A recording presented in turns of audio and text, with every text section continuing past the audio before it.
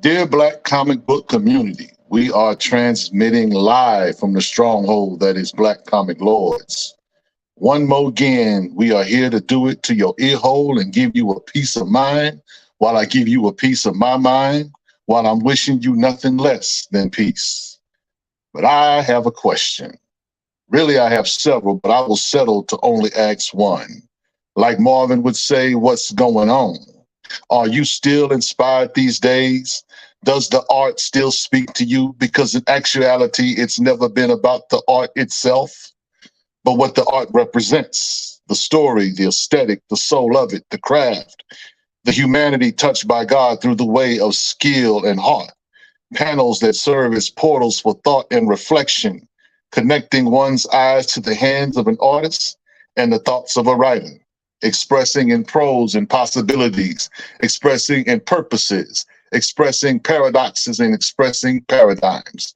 But somewhere along the way, the lines blur. Conflicts and confusion, casuals and catastrophes based on lack of leadership, lack of focus, or lack of seriousness. The fanboys fan flames of rage, while you fan flames of apathy. What would I give to see that you really care about this?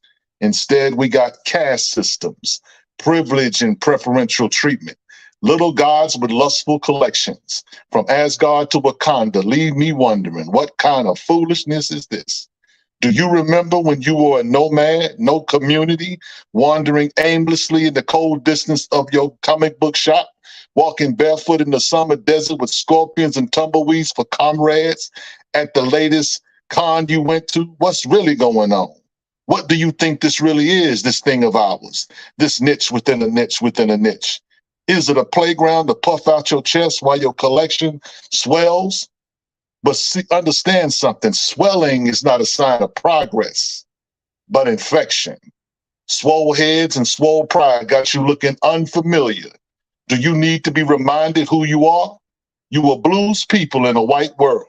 Like Chuck D tried to tell you, spending money to no end, looking for a friend. How many 9.8s does it take for you to realize that it's only really worth something if you can give it away? If you cannot, then that word, that phrase, Black comic book community, it rings hollow. We are cliques colliding with one another. And for the record, if what you should be is what you say, then be sure you help the helpless along the way.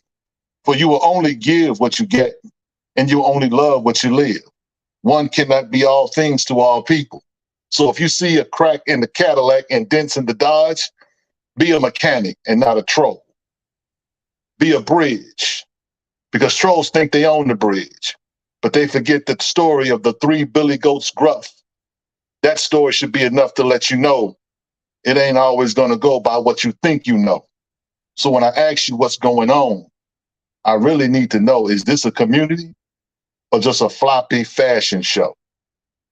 Peace.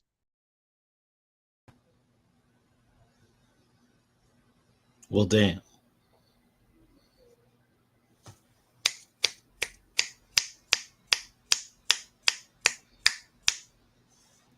My brother Rich was preaching tonight.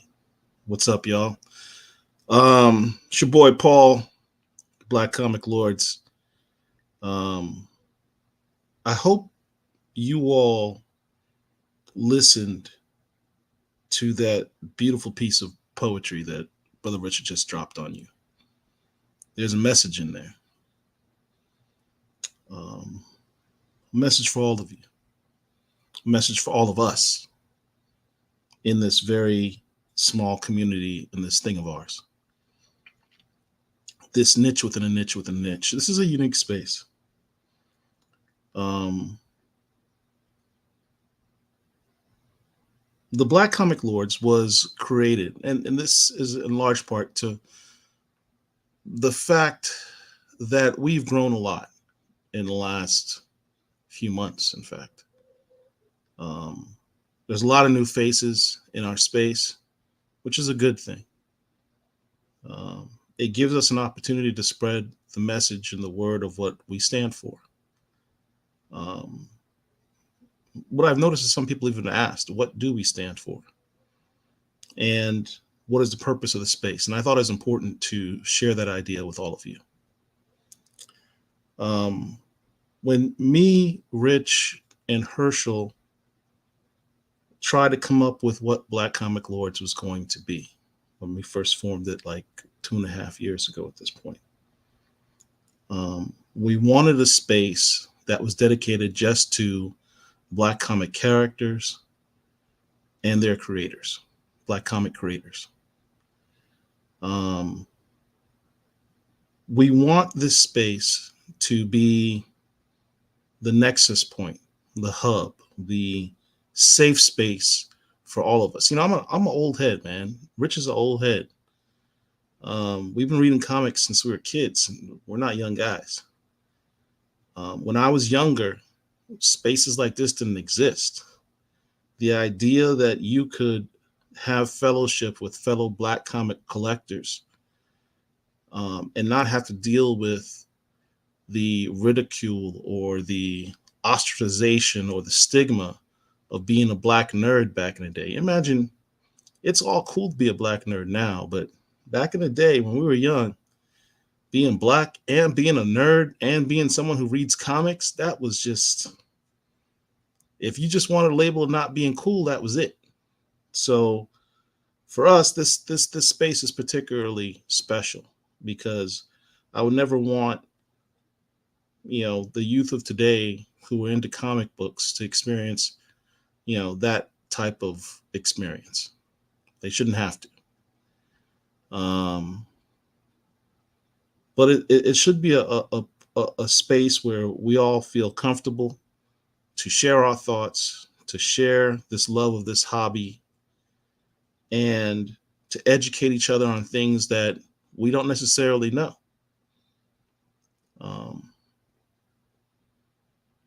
So we spend a lot of time, all of us, the Black Comic Lords, Herschel, myself, Richard, Derek, Tamiko, all of our other people that are involved with us.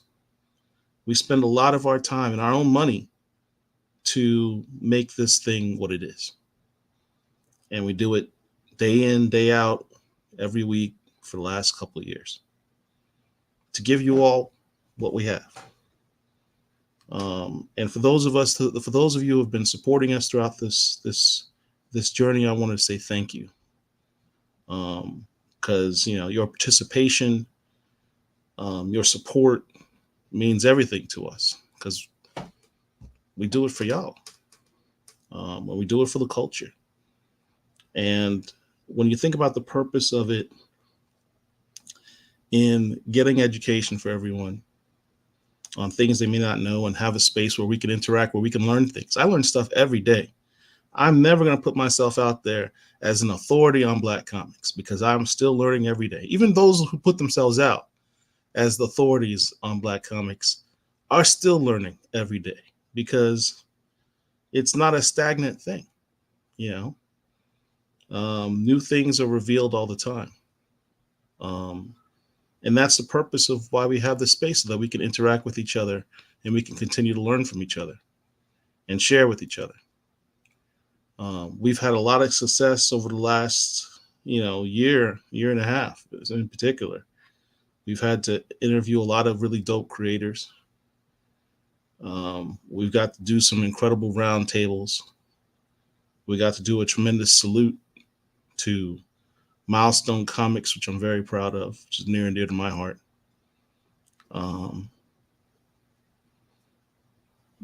We've expanded into other social media platforms, and we've tried to move the needle to be a space where everyone feels welcome and that everyone can learn something and everyone can just vibe, man, and just enjoy this hobby.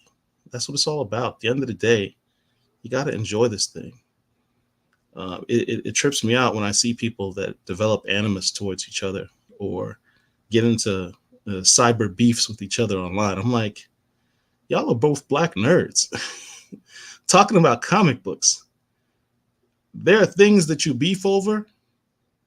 Being two Black nerds talking about comic books is not one of them. I mean, don't take it too seriously. It's just comics, man. Enjoy it.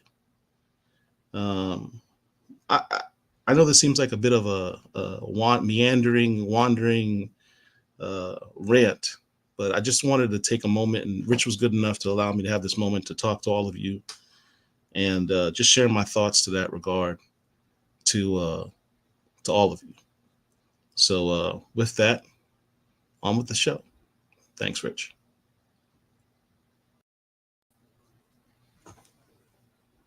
What's up, everybody? Message. Message. Derek's not doing his job. He's got supposed to put that meaning. It's your boy Rich. Real Talk with Rich back again. One more again. Want to salute Black comic lords, Black superheroes forever. Hope you guys are doing all right. Salute to the chat, all of you that are here. Want to just hope all has been well with you and yours. And like I always like to say, I am better than I deserve. I have had a challenging week, but I'm here. And so for that, I'm grateful. Hanging out with my man Paul, who's kind enough to join us tonight. This is what we quote unquote officially, unofficially season finale of Real Talk with Rich. Real Talk with Rich will return in mid-September. In that time, I'm going to take some time to reflect, take some time to take a sabbatical, take some time to kind of figure out what it is I can do to help push Black comic lords to the next level and to, just get myself ready because my wife's school year is getting ready to start.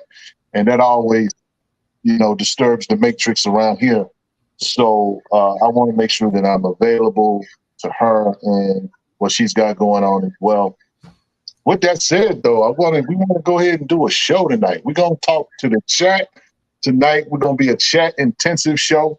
We're not going to be here long, but we're going to be strong. So all of you that are in the chat, shout out to you. Please weigh in. Please ask your questions. We're going to talk comics tonight. We're going to talk a little bit of this and a little bit of that, and we're going to get out the way.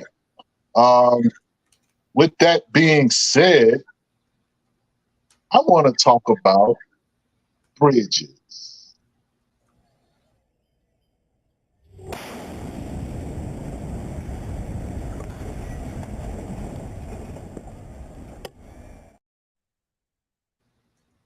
I have been wrestling with something for a minute, talking about the Black comic book community in particular.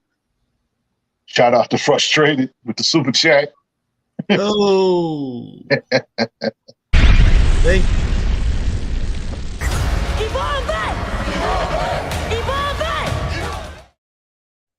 Yes. That's what's up. Appreciate it, man. Appreciate that. Frustrated says I was around in the early days. Appreciate y'all. Thank you. Thank you so much. But I want to talk about bridges tonight. The reason why I want to talk about bridges is because you first of all got to ask yourself,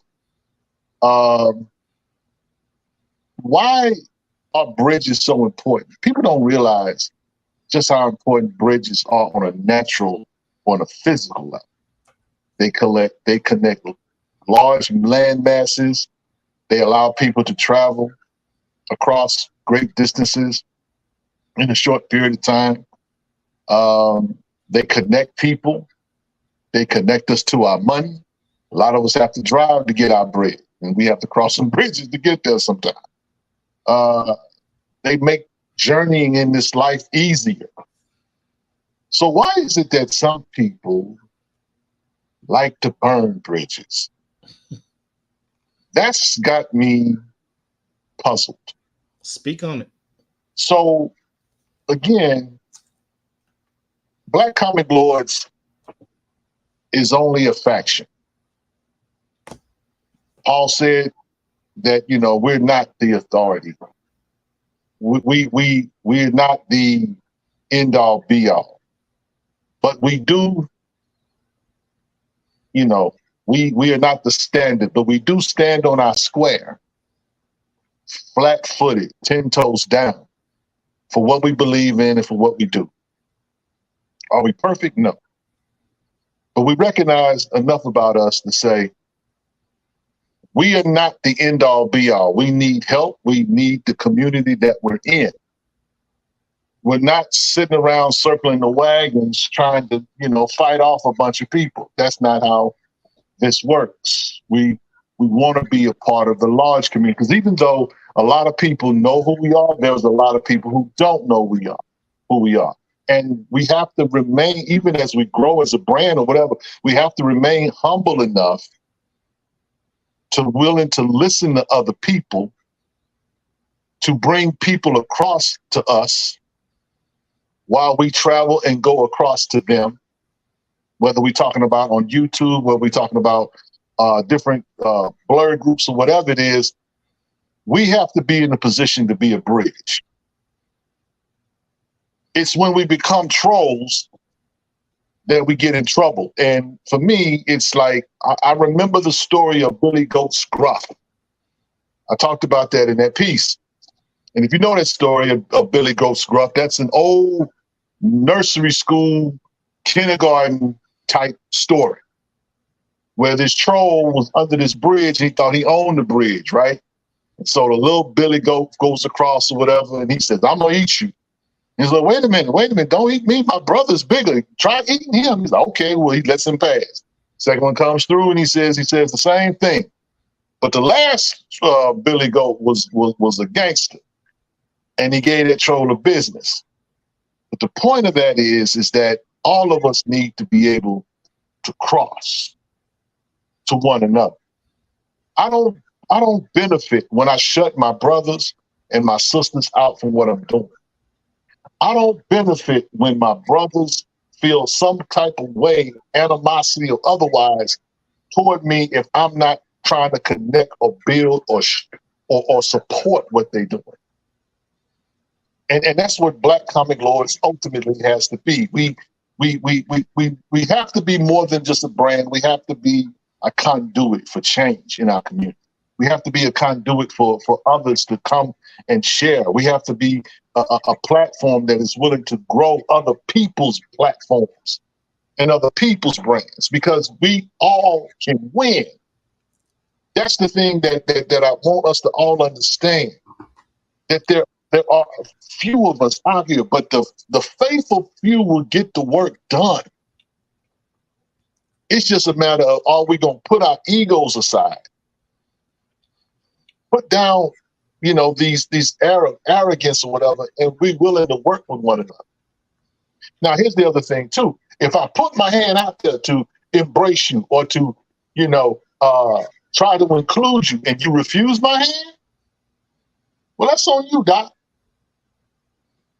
I tried. And I don't listen to what people say. I always look at what people do. As someone who is a pastor in a church, I have understood, and I've come to understand, a pair of lips will say anything. But I don't look at what people say. I always look at what people do. Facts. And so when it comes down to these bridges that I'm talking about, I want us to have the kind of community that is, Black Comic Lords can quote unquote be an umbrella, so to speak. But there's a lot of people that can fit under that umbrella, because it ain't just about me, Paul, and Herman, and Tamiko, and Derek, and a few others that are on, a part of the quote unquote staff. This thing is bigger than us. And so we have to be supportive. If somebody wants me to come on their platform and hang out with them, I'm available. I ain't hard to find. But at the same time, if you're going to shoot slugs or whatever it is you think you might be doing, then that's a problem. And that's not how I roll. We got to be cut from a different cloth. It's like Paul said earlier. At the end of the day, we nerds. We love to read. We love comics. We love this fandom. That's what we're trying to do. We're trying to grow it. And part of growing it is asking some people to grow up. Be an adult. That's a challenge for all of us. So when I'm talking about bridges tonight, guys, all I'm saying is, don't be a troll. Be a bridge. Be a bridge. Because I'm nothing without you. And I like to think that you're nothing without me. We need each other. Let me tell you something. The Black community gets broken down when we destroy bridges. All of that with COINTELPRO that happened in the 60s, all of that was based on divide and conquer. When you burn a bridge, you just have showed people that you can't get across. And that's the thing. We're not only talking about on a natural level, we're talking about on a communal, spiritual level. If you're just over there doing your thing in your pocket, and I'm over here doing this thing in my pocket, and we have problems. But if we come together, we can solve them. A threefold cord is not easily broken. We need unity in this community. And I'm not going to lip wrestle with none of you dudes and none of you ladies. I'm not going to do that. And what I am going to do is I'm going to try to be faithful to what I've been blessed to do, which is Black Comic Lords, which is doing these shows, which is trying to help the community grow, which is trying to, give good advice and put people up on books. Because at the end of the day, I don't want to talk about none of this. I want to talk about comic books. But I feel like sometimes I have to stop what I'm doing and just deal with the nonsense that goes on. I remember the days. I remember those days when I was sitting reading my comic books and had nobody to talk to about what I was reading. I remember those days when I'm sitting there by myself being bullied in class because I'm reading a comic book. I remember those days. Same. I remember those days being at lunch, thumbing over an old Spider-Man comic book. No one to talk about what Peter Parker did. No one to share. And it's so funny to me that we complain about so much stuff. Mm-hmm. And I try to tell young people, I was sharing something with some of the kids in my church. I was telling them, I said, I remember when I had 3 channels to watch on TV. You guys got 300. But I remember those humble beginnings when you can just stream stuff or you just watch it at any time. You can just you can go to the restroom, you can go hang out with your friends and come back and watch it whenever you feel like it. But whatever that time that show came on, you had to be glued to your seat and watch it then because you couldn't. There was no such thing as stream. All of this stuff that we do, man. Why do we make it a problem?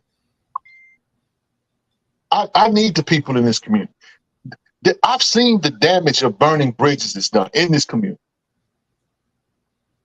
There are guys that I do not connect with on a day-to-day basis like I should because of bridges being burned, because of things falling out. And for me, it breaks my heart.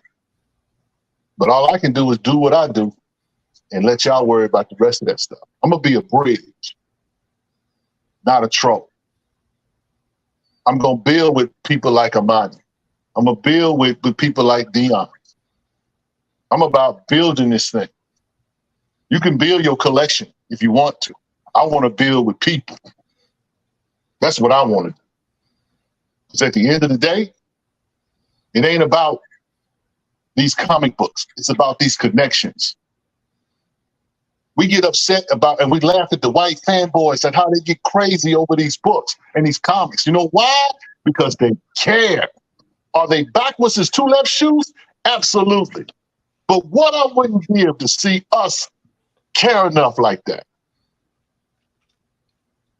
Our stories, our thoughts, our beliefs, our code. What is wrong with us? That we can't even build with one another. That we can't have something that's ours. It's ours. I don't even want to go deep like that. But we've seen this before. Go talk to the old jazz musicians from the 50s. Look at where jazz is now. Go back and look at those Chuck Berry days back in the 60s, the 50s. Well, look what rockabilly is. Look what rock music is. Look But all this music done by black folk in the hands of other folk. And don't blink because hip hop is next. We watch this stuff fall out of our hands because we don't know how to build with one another. And this community will be no different. No different. Just be a bridge, guys. Just be a bridge. So I'm done running my mouth about that, Paul. Derek, could you go ahead and roll us to a commercial? We come back and we'll talk a little bit about what I just said, and then we'll get into the show, okay?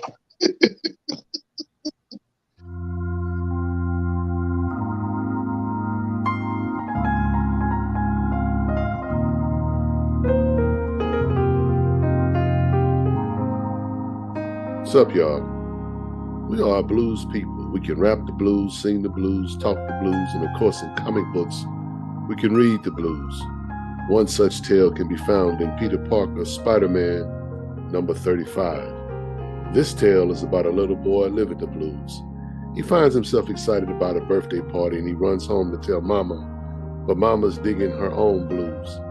He escapes to his sanctuary, his bedroom, and drifts into another world where Spider-Man is real and comes by and talks to him. This book is a reminder of how important a comic book or a collectible can be to anybody, but especially a child. This book pulls hard at the heartstrings, and no matter how many times I see this book in long boxes, I always make a point to buy it. Why? Because I know this kid.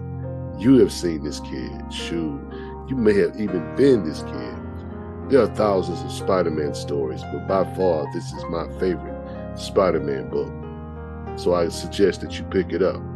I promise you, you won't be able to put it down. If you like this video, share it and subscribe to our YouTube channel. And until next time, peace.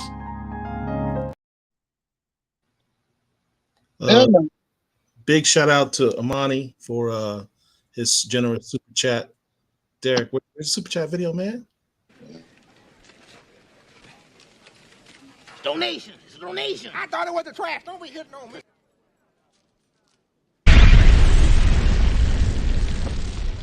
Thank you.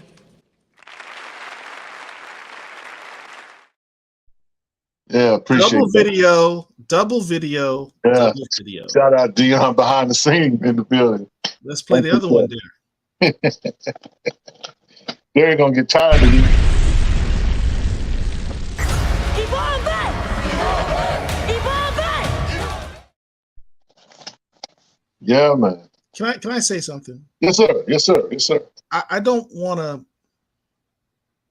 I know I'm going to get heat for this at some point, but I don't want to say anything that's going to require a disclaimer. But I think it has to be said.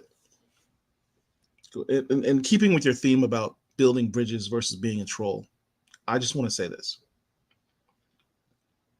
When you're trying to build something from the foundation up, and you're going through that process of building a building, and you have people that, you say, hey, come help build this with me. We could use the help. And they're like, nah, we're cool.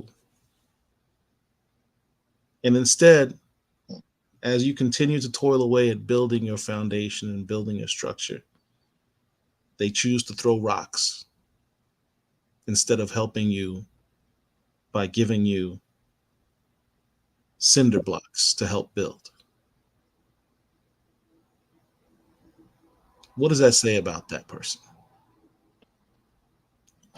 One of the things that Rich pointed out that I don't know if he put it out directly, but made me think was something he just said. I don't need any of you to collect my comics. I've been collecting comics my entire life without the benefit of having known any of you, or being in BCL, or being in a space like this. At the end of the day, it's not about how many of these books you've acquired. For me, anyway. I can only speak for me. my presence in this space isn't about that. My presence in this space is the fellowship and camaraderie and sharing the experience of collecting comics with all of you. None of us need each other to buy books. We enjoy sharing with each other the experience of being a fan of this genre, of this hobby. And that's at the end of the day what should really be about at the core. Anyway, I don't know if I was going with that, but Yeah, I just felt the need to get that off my chest. It's weird though, man, because as someone who works in the ministry, you get criticized a lot, and then people that could help you don't. But they want to be there with you when you're on the top of the world, and that's cool. You know what I'm saying? It is what it is, which is why a lot of the stuff I let it roll off my back like a duck when it comes to water. But I think that the thing is that all of this teaches us perseverance. I like what World's Strongest Hustler says. No one wants to help except especially our brothers. And that's the thing too. No man. We have this saying that no man is an island, but doggone it if we don't try to be on one by ourselves.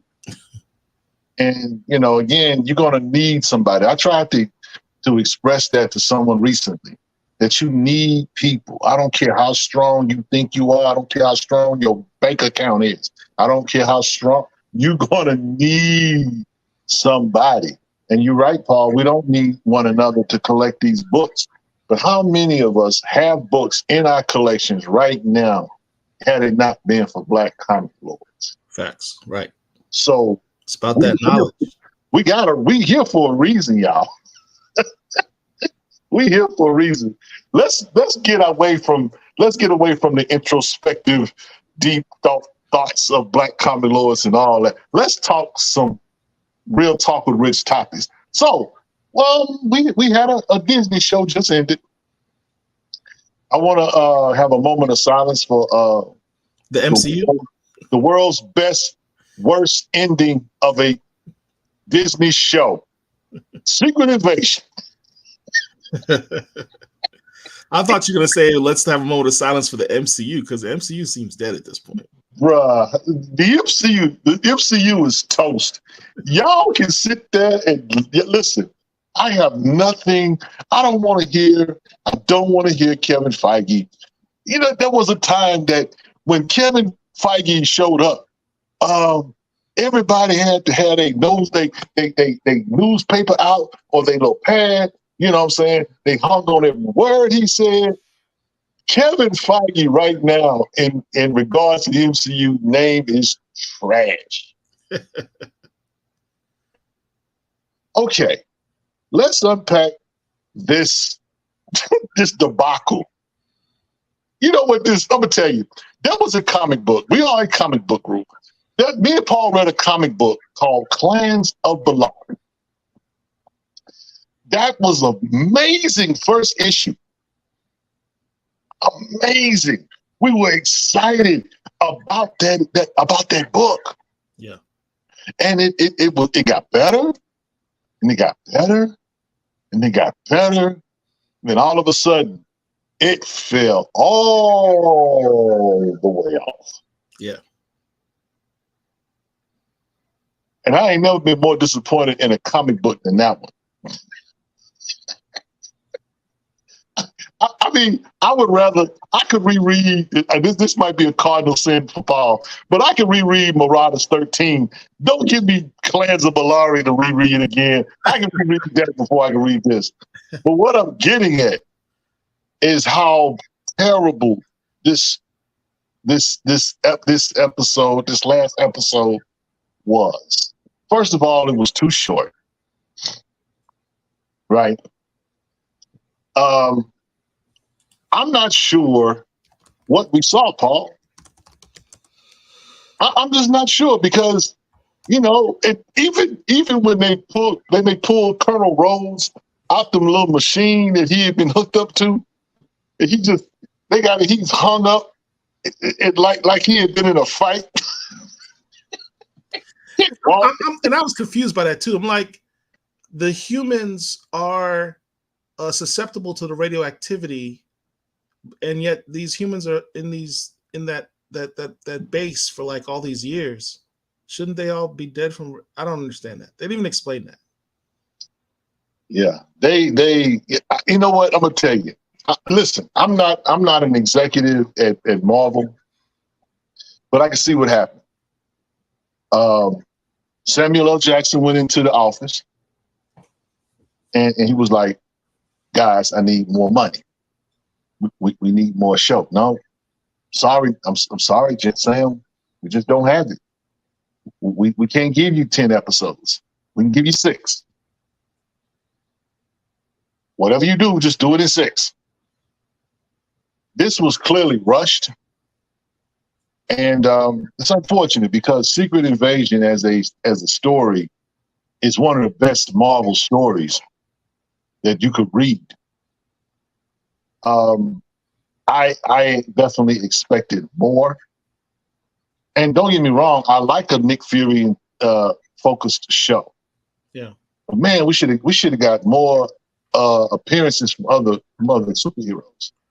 The level of acting talent that went into the show, from Samuel L. Jackson, Don Cheadle, Kingsley Benadir, Olivia Crowley. These 4 actors were scene stealers. In terms of the performances they gave in the show. But the material they were given to work with was just subpar. How you gonna have first of all, you're only gonna have 6 episodes, and then you're gonna have most of those episodes be less than 40 minutes. Yeah, that part. But I'm confused because they're giving, and see, it's always racial. Paul? It's racial. Racial, man, it's racial. They're giving Daredevil 18 episodes. When it was 18, I like Daredevil. But not 18 episodes of Daredevil. Were they skimping on the budget? Was that it? I don't know, bro. I don't get this. I really don't, because, again, now here's the funny thing. The funny thing is, from what I heard, the director, or I think it was the director, they told the director, do not read the source material. They let that leak, first of all. Yeah, I wanted to say something about that, but go ahead. They let that leak. So I'm like, okay, we know you guys are idiots, but y'all let that leak that y'all idiots? People cry about they don't respect the source material. They don't respect the source material. You just helped a lot of fanboys. You just endorsed a lot of fanboys on YouTube making big bank talking about how terrible the MCU is by admitting that much. That you guys don't care about the source material.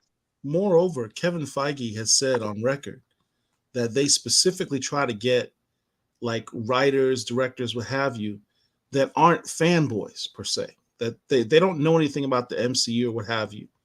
And I think that's a mistake. I understand creatively that you might want people that can look at the material from an objective lens to make it sort of fit with the mainstream audience. But I'll give you an example as to why that logic doesn't make sense. You know, the show that I have been tripping over as being so incredibly good this year, Star Trek: Strange New Worlds. That show is phenomenal. They dropped the last 3 episodes have just been incredible. And it's written and headed by Star Trek heads, people that are diehard Star Trek fans that know the material. And that's why it's doing so well. Yeah. You can't tell me that just because you're a Marvel comic fan, you shouldn't be writing the script or directing the film. Jon Favreau was a Marvel comic fan, and he did pretty well with the first Iron Man movie, which started the entire friggin' MCU. Well, you know, Paul, you don't really know what you need, Paul. You've been reading comic books for 50 years, but you don't know what you need. Look, let's get to some of this chat. Kenneth Gardner says, good evening. I have been reading Christopher Priest's take on Superman called Superman Lost. I think it's a great book for people and the Black comic lords to check out. Yes. Well, Kenneth, I have been reading Superman Lost. It is a great book. It's a different take on Superman for sure. The story itself is pretty cool. It's what do you do with the boy blue is no clue what's been going on. He's been away so long, and so now you're going to kind of go back and forth trying to figure out he's trying to figure out how to get home, but he's dealing with the issues. And then they're showing him when he's at home with this fog in his head or what he's been doing. So it's a great story. Christopher Priest, I enjoy Christopher Priest overall. I didn't necessarily like Black Adam, but I am definitely enjoying his Christopher Priest. His Superman Lost.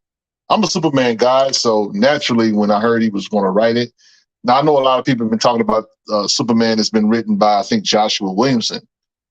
People are enjoying that, but I have not read that. I have been reading Superman Lost. It's 4 issues in.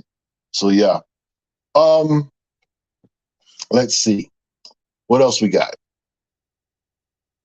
Love Secret Invasion. I'm anticipating this show from the time it was announced. We enjoyed it too. CGC, but it was too short. You gotta do better, bro. We need more content. You can't, certain things you can do in six episodes. Falcon and the Winter Soldier, that was perfect for 6 episodes. That didn't need to go on longer than it did. But you're talking about a major event in the Marvel Universe that was very, very critical. But again, I know somebody brought up the writer's strike or whatever. Listen, Disney got more money than God. They can afford to put out extra episodes.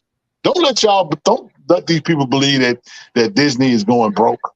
No, Mickey Mouse got old money. Mickey Mouse got Anastasia, old Mickey Mouse, Willie Steamboat money. They ain't hurting for nothing. They just don't want to spend the money. And when it comes to those episodic vehicles or whatever, because guess what? You literally don't have anything on the plate. The Marvel's movie that's coming out, oh my God, if that tanks,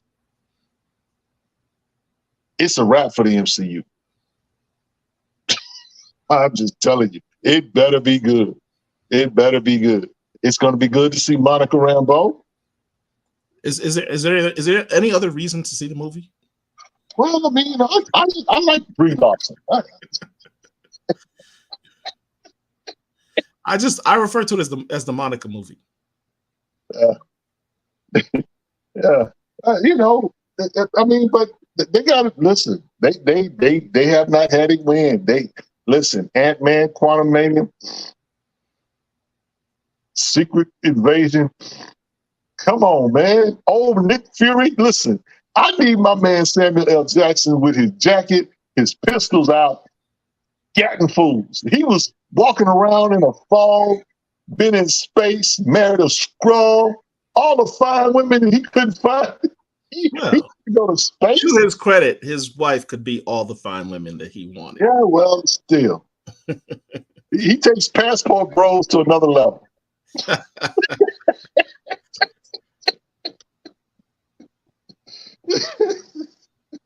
Watch out, ladies. You're going to start losing your men to Skrulls. Aliens.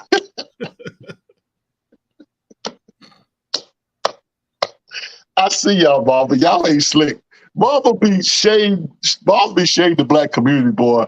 There was a lot of shade, too, when it came to Nick Fury and this.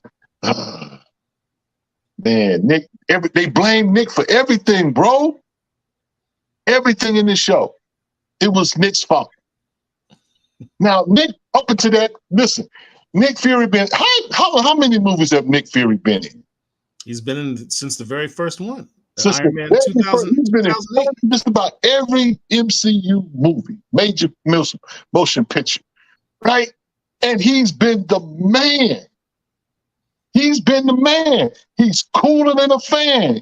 He just walked off the Shaft set and said, you know what, guys, I'm going to take this and I'm going to go play, Nick Fury in it. You know what I'm saying? So he did that, doing his thing. He gets the Secret Invasion.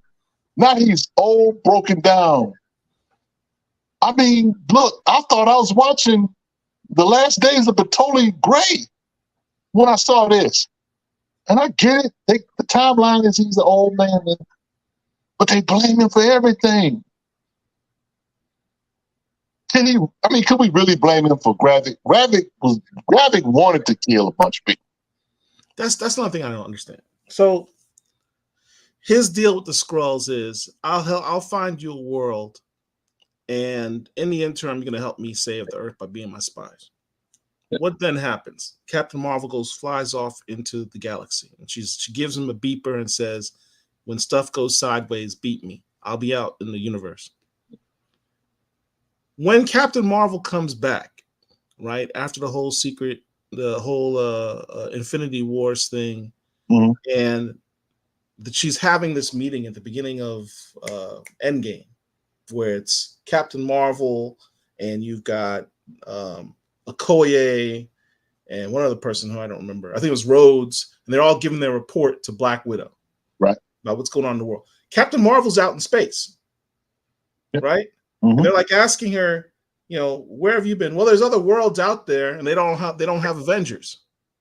So there's other worlds out there. Captain Marvel is aware of these other worlds. Mm-hmm. There's clearly other worlds. Captain Marvel knows where these worlds are. Mm-hmm. Why can't he find a world for the Skrulls to live on? I don't understand. Because a black man ain't supposed to be a colonizer, bro. After 20 years. Oh, Lord. See, Nick needed some white folk on his team. That wouldn't have been a problem.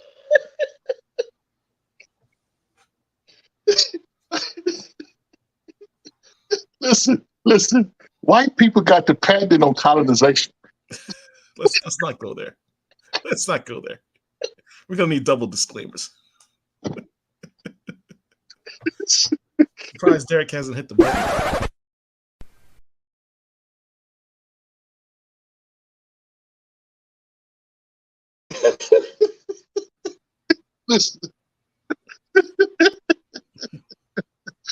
Listen. You took us there, so let's go there. Oh no.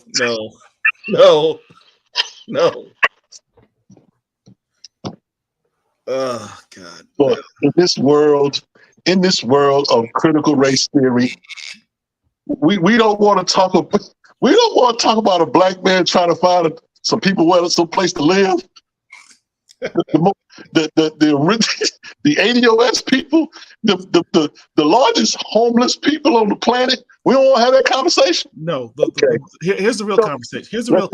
Let's keep talking about comics then.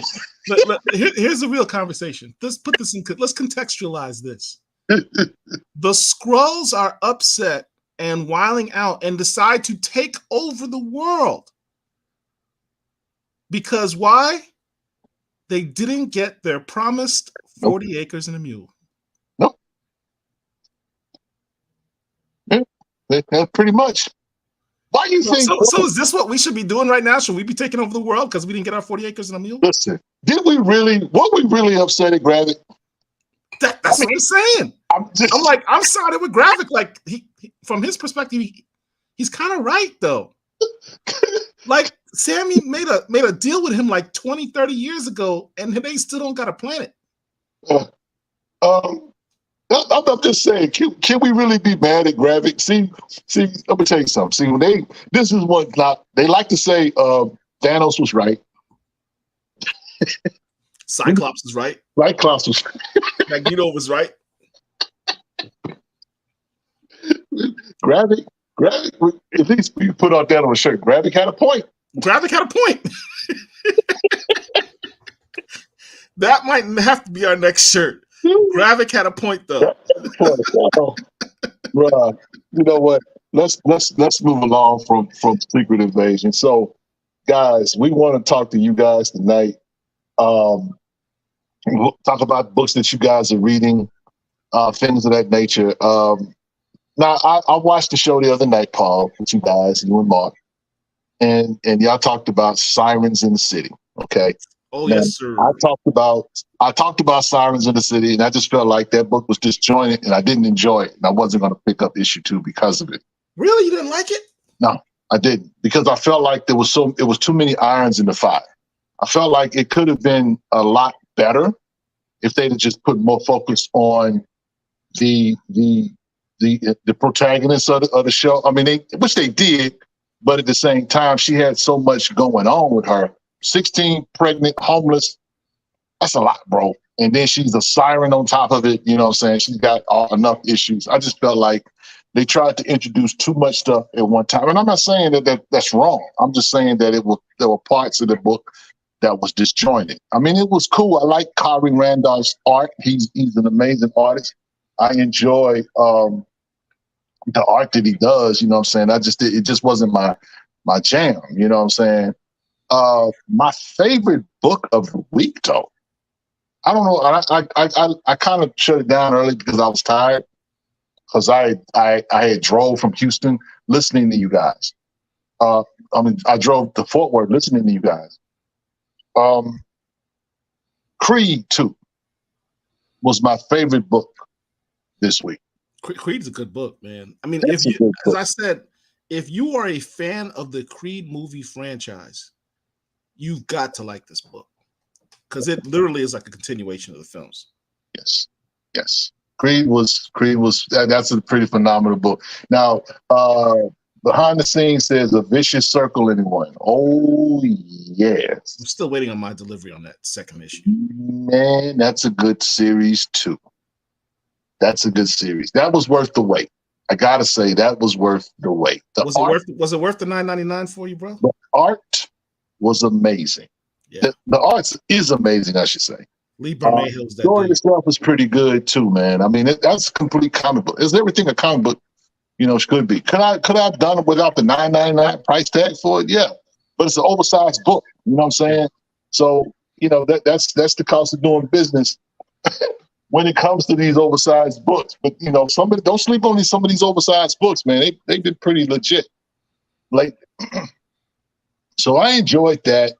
I'm trying to think, what else did I enjoy? When they make that A Vicious Circle into a trade paperback, Yeah, that would make a good gift for someone. That I tell you what, I wonder what the price gonna be on that. That price, don't balk at that $9.99. That the price of the brick. Because when they make that into a trade, that might be a C note right there. The price of the brick that could be like an omnibus.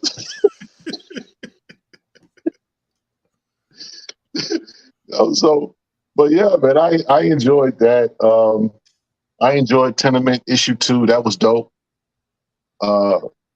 He says, "I'm sorry, I've not read any up-to-date stuff. Am I wrong?" No, you're not wrong, bro. What you read? Just tell us what you read or what you have read. You know what I'm saying? That's what we're interested in. I tell you something. We don't just do modern books. We back issue guys too. Yeah, speaking of back issues, someone brought this book into space. I don't know if you can see it. Okay. Our Army, what's it called? Our Army at War number 254. Okay. What's the story with that one? So this is a Sergeant Rock book. I'm a longtime Sergeant Rock fan. I like the DC has a lot of history with old World War II stories. Your frustrated say he recommended. He suggested that book. Who recommended it? Frustrated. Yeah. Thank you, man. Thank you. I couldn't remember who recommended it, but based on the recommendation, I went ahead and bought it. Dope story. Sergeant Rock is injured. Easy Company has to go on without him to complete their mission. And so my boy, Jack Johnson, I think what's his name? Jack Johnson? I think it's like the Jack Johnson character, the black character in Easy Group. They say, hey, stay with the sergeant and take care of him while we go off and complete our mission. And so they're in this city, in this town, this German occupied town. And the people there are Nazi friendly. Like they're not siding with the Americans whatsoever. So, Jack is like walking around trying to get food, trying to get medical attention, trying to get water for the sergeant. Nobody wants to deal with him. They're like, dirty American. I don't want anything to do with you. This boy sells him out to the Nazis. She's like, I'm gonna get you. I'm gonna get the German soldiers to come get you. So they bring the Nazis in. He contacts Nazis, and they come in to kill Jack Johnson. But as the Nazis come in, they're like deserters and rogues. So they just end up raping and killing and stealing from the town folk. The town folk are like, oh, they're not good dudes. And so Jack Johnson has to defend them and take these dudes out.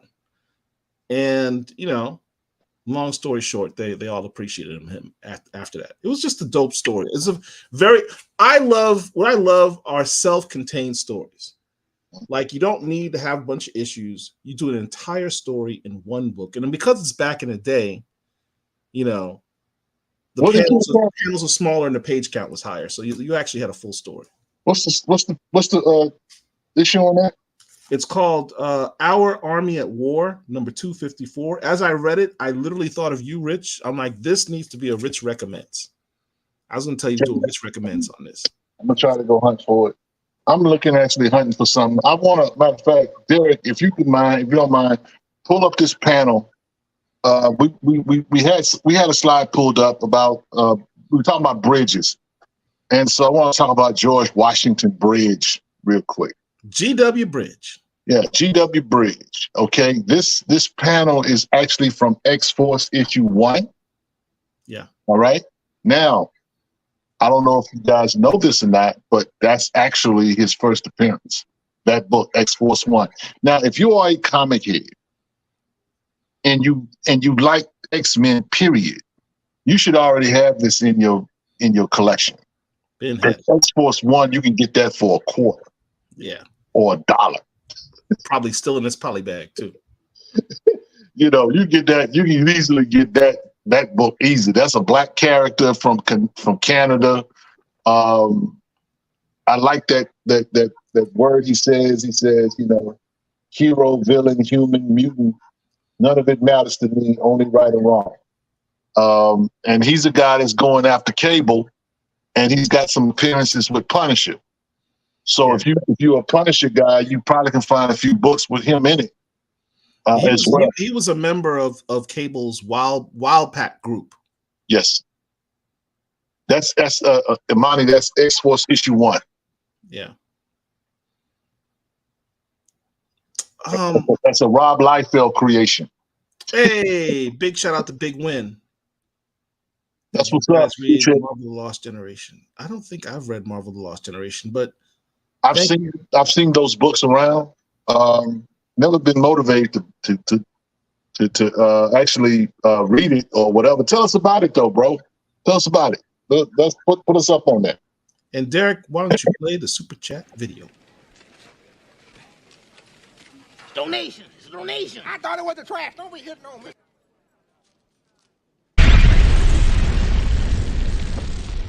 Thank you. But yeah, going back to that, like I said, that's his first appearance. Now the funny thing is, because these are black characters, our characters don't get the love or they won't consider this a key. Yeah, you go on Key Collector, it's not going to say first appearance. It's not going to register that it's a first appearance. So that's for you guys. If you want a first appearance of a black character, X-Force 1 is a book that you can grab. You know what I'm saying? George Washington Bridge or G.W. Bridge. He was also a part of Janus as well. So, he's got a few appearances in comics, but, I'm actually hunting down some stuff that he did in Punisher Volume 2. So, correct me if I'm wrong. Wasn't he revealed to have some type of superpower, like he was a mutant or something? Am I wrong in that? I don't think he was just a soldier, bro. He was just a soldier. Okay. Yeah, a soldier. So yeah, but I want to now. They make me big, as Dr. Robert Foreman would say. This book here, I have talked about it. This is Suicide Squad issue 1 Rebirth. this is Amanda Waller book, Amanda Waller centered books, but this book has Barack Obama in it. Yes. And it's one of the look, Barack look a little strong in this book here. I was like, Randy was like, where was this dude when he had the White House? I needed. Hey, now. Don't you blaspheme my boy Barry. Look, Barry. I need you to act like you really married a woman from the South Side of Chicago. I'm just saying. Don't blaspheme Barry. That's my boy. That's my president. Yeah. So, but anyway, I bought that book on eBay, and the seller wound up sending me not the Rebirth, but he sent me the New 52 Suicide Squad. I was like, dude, this is the wrong book. Now I enjoyed the book, whatever that he sent me or whatever, but I wanted the book for that reason because I knew Barack Obama was in it, and that Amanda Waller has, of course, she's one of the big, characters in all of Suicide Squad. I wanted that book for that reason. So, I finally got it, and glad it's in my collection. Yeah, I actually just yeah. Was it you that recommended the book? Yes. In the space? Yeah, based on that, whenever you recommend stuff, I automatically just buy it. I don't even read it. I did a spotlight on Amanda Waller, and that was one of the books that I spotlighted. You know what I'm saying? Because you read these books online or whatever, but it's one thing that to have them in your collection. It's like, well, I want this in my collection. On that spotlight, I think I ordered every book that you put in that spotlight. And they've been trying to read through all the old Suicide Squads, and I'm trying to get my Bronze Tiger and Amanda Waller collection up. Yep. Because those are two really slept on characters. When you think about it, I did a live once where I talked about who are DC Comics A-list characters. And my definition of A-list is someone who checks all the boxes of being in comic books, cartoons, having action figures and merch, being in live action television, and being in movies. Amanda Waller checks all those boxes. Yes. It's like her and Cyborg, I think, are literally the only two that check all those boxes for DC. Shout out to DC for underutilizing their best talent. I mean, Jon Stewart doesn't, Black Lightning doesn't, unfortunately. Those two, Cyborg and Amanda Waller, literally check all those boxes.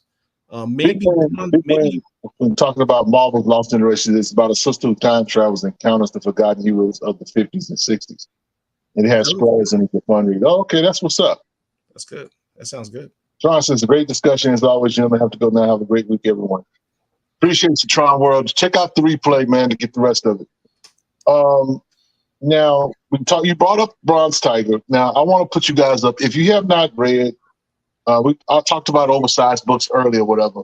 And one of the books that Emir, shout out to 1 in 100 podcast, put me on. He put me on a book called Rogues that Bronze Tiger is in.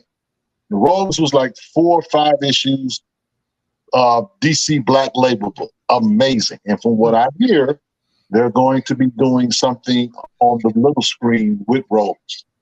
So, and that's if you're a DC guy. Now, of course, this has Captain Boomerang in it, Captain Cole, some of the Gorilla Grodd. It was a great. And then when that was a great book to read, bro. That was a great book. I love DC Black Label books. They are funny and incredible. So let's see what else we got. What a time to be a fan. Jay says, what a time to be a fan of Black characters and stories. We have Black Panther, Blade, Spawn in one summer, more coming this year. Would y'all say this is one of the biggest years for Black comics? I hadn't really thought about it like that, Jay. I will say this. I'm enjoying it for sure. Now, let's talk about BP. Okay? Black Panther issue 2. Great issue.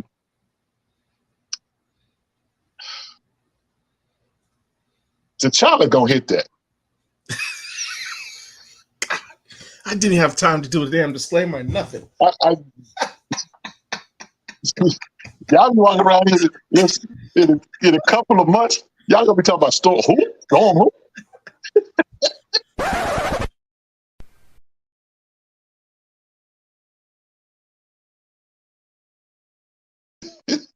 So, Late on the trigger, Derek. Come on, bro. I might say it when she. Well, I'm not gonna say it again. But I mean, look. He is too comfortable around her. He is too. He's sitting around. There's a panel where he's like in her house, looking at a book,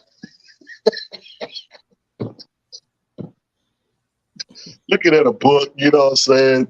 Sizing her up, that kind of thing. And she ain't, she not the typical sister. You know what I'm saying? We ain't getting no neck rolls. We ain't getting what you doing in my house, Nick. We ain't getting none of that. She feeling the vibe too. So, I know people have been saying that, this is going to be like a Batman Catwoman deal. And I get that or whatever, but I think that we have a romance budding here or whatever, And I'll be honest, I really want. Yeah, I'm talking about T'Challa got his mojo back. Yeah, I really want T'Challa to have somebody in his life. You know what I'm saying? I mean, listen, for all of you Storm T'Challa fans, I'm gonna need y'all to turn the page. I need y'all to let that go. Charo forever. I just need you. Charo forever, damn it. I need y'all to let that go. I need y'all to let that romance go because Storm is hanging out with an astronaut in the book that nobody's reading. Look, Craig the corny dude does not cut it. That is beneath her. That is beneath her. Listen. In 2023, people's got to change their standards. Oh, come on. You gonna tell Storm got to settle? Is that it? You can go from a king. I didn't say you can go from a damn emperor. I didn't say that. To Craig the corny dude. Listen. There's an old saying, Paul. Derek, get the disclaimer ready. Oh Lord. There's an old saying, Paul. Show me a beautiful woman, and I'll show you a dude tired of messing with her. You said.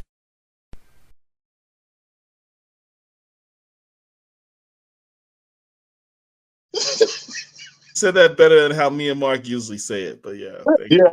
Exactly. But I mean, look, listen, real talk. The Storm situation with T'Challa, you know what I'm saying? They've done that. They have sabotaged that. Jonathan Hickman tried to kind of put them together, try to give Storm a baby. Marvel messed that up, and I just don't see Marvel going back to try to listen. There's not nobody in the writers' room or the editors' room right now with that flag, Team Storm, Team T'Challa. Ain't nobody doing. Only person doing that was Reginald Hudlin, and he's over at Milestone right now. Yeah, there's nobody in the X offices in their editor's suite who has any interest in that. That's the problem. So again, I'm just like let Storm live. You know what I'm saying? If she wants to, hang out with old boy, let her have fun. Let Unfortunately, have fun too. The only black writer in the X offices who had an opportunity to do something about that wrote Marauders 13 instead. So, well, shout out to. Don't do it. Don't do it. I'm still banned. Listen. Marauders 13 will always go down in infamy. I thought about that book the other day. I said, you know what? I'm gonna go back and reread it just for the laughs. But I mean, again, man, we've been on this circus, this merry-go-round with Storm, and I think that they just need to go ahead and move it forward. I hope that Dr. Ewing just go ahead to try to maybe create some magic between Bisa and T'Challa. I like T'Challa, man, because he's literally full of energy, and he's moving in a way that we've not seen him move in a while. I won't go as far to say, like my man said, he got his mojo back, but clearly he's feeling Bisa. So I'm like, do your thing, bro. Do your thing. When she finds out that he's the real king, that's gonna be a trip. But we ain't got there yet. You know what I'm saying? We ain't got there. He still got the mask on. Like what did Langston Hughes say? Or was that Langston Hughes? I think we wear the mask.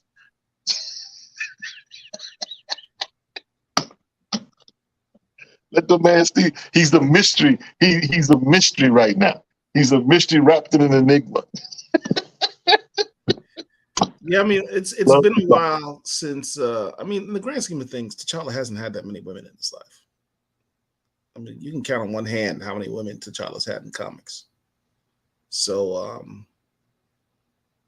even across the multiverse, whenever they do multiverse stories, T'Challa's usually just with Storm, honestly. I mean, look, they don't, you know, I mean, I won't go as far as to say Marvel has no interest in putting together a black superhero team, but because to me, because here's the thing about that. If they do that, it'll play out to where everything that they do past that will go scrutinized. And I think that that's one of the things that they don't want to do. They don't really want the headache. They don't really want the fanboys tripping over everything that they do, because then what will happen is you have people with certain interests, respectfully, throwing their 2 cents in. Why is he doing this? Why is she doing that? That kind of thing. You know what I'm saying? We're living in this weird space today where people don't live or believe in black love. I saw a meme the other day, Paul, where you remember the show Black Love on OWN? Yes. Do you know that most of the people that have been on that show are divorced now? All of them. Yeah. All of them. So there's this narrative out there that black love doesn't work. It's not working. And I don't believe that, because I live black love every day. Every day. You live black love every day. We're married men living this thing. With relationships hard, absolutely. But you know, we're in this weird space and this weird energy when it comes to people relating to one another. And so a lot of people do not, you know, I often say this when it comes to history. If you want to know the history of the people, look to the music. What are the people singing about today? Are they really singing about love? No. Are they really talking about romance? No. Are they talking about building the community? No. It's all you need to know. Why would these youngsters know nothing about real romance? I was playing today Anita Baker's album Rapture, one of the best R&B albums ever put out, right? And that album came out in the 80s. And the music at that time was amazing. You compare that to what we got now, it's a struggle bus. It's a struggle bus. So for us looking for love in these comic books, I think behind the scene asked the question, so will Photon get a love interest in Marvel? I don't even think no one interested, if there is going to be any interest there. You know what's a serious issue? For me, it's not simply just about black super love, although that's important to me. It's the fact that we don't have, let me share this. It's the fact that we don't have this.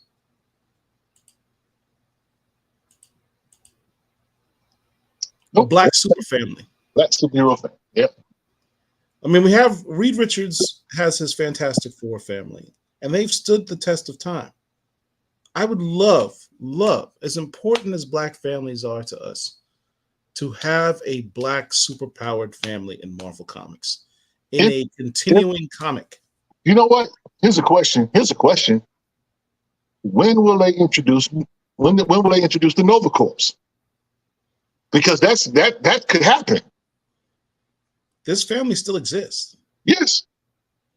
Don't know where they are. But they're part she's a part of the Nova Corps. And so in theory, you could kind of hope that she would show up with the Nova Corps when Richard Rider shows up. I mean, that's a possibility. I mean, we need that. Now, Richard Rider is hanging out on Mars right now with the mutants. Maybe. Now, Jay says, Mr. Rich Paul, should I wait until a certain issue of Blade series to ask your thoughts on the direction for him versus the sheriff role? Well, I will say this. I enjoy issue 1 of Blade. It was a great issue. Very, very, very, very solid. Brian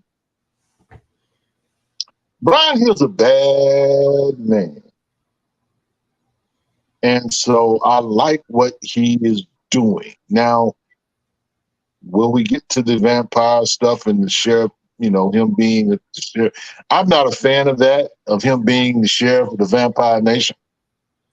I'm not sure where if Brian Hill is going to, you know, play in those waters. I hope he goes kind of further back to Blade's origins. From what I heard in the interview, he's going to, you know, introduce some people that have been in Blade's life. You know what I'm saying? So we may get some back in the day stuff from Blade. So I will say that, you know, it's still early. Because I thought it was a one shot. No. Blade is an ongoing book. Yeah, Brian Hill, I think in the interview said he's going to focus on more supernatural characters in Blade. I hope that means he's going to go back into the well of Blade's history. I mean, you have him encountering characters like Marie Laveau, Brother Voodoo, Doctor Strange, Frank Drake. You know, there's a number of characters from this supernatural world that Brian Hill can introduce and play with. Ideally for me, would him have a storyline where he teams up with all of them and goes after and just becomes like a monster hunter, not just Blade the vampire killer, but Blade the monster hunter, and have him just hunt down, you know, the evil of the supernatural world. That I think would be a great role for him. When you talk about separating him from the sheriff role. Well, if you looked at any of the previews, Marvel previews book, he's going to be in the Miles Morales book. Yeah, pretty soon. So that's going to be interesting. I don't know if Blade and Miles have ever interacted before. Possibly in the Avengers or whatever, but I don't recall seeing them in a book together. Yeah, I don't recall seeing them in a book together. But that's coming down the line. You know, so I mean, you know, the Blade book is still early. His first issue, you know what I'm saying? Hopefully they will, you know, Brian Hill is able to do something amazing with it. I mean, look, it's good to be a black comic head. I'm enjoying the new stuff, you know what I'm saying? But we, as black comic lords, we do like the old stuff as well. You know, I'm about to put Milestone on a milk carton, especially when it's Icon versus Hardware book. Where is that book? Can somebody tell me where the next Icon Hardware book is coming out? Yeah, you know, one of the comments, one of the criticisms, I'll probably get in trouble yet again for this because everything I say gets scrutinized, but one of the criticisms that is often made about a lot of the black independent comics is the inconsistency of their production. And then, you know, when they get into debates, is Milestone a black indie comic or are they DC? Well, their production rate seems to be more consistent with the pattern that you see with the black indie, which is, you know, is what it is. They just put out Static issue 5. That was an amazing issue. Amazing issue. And you know, 4 was good too.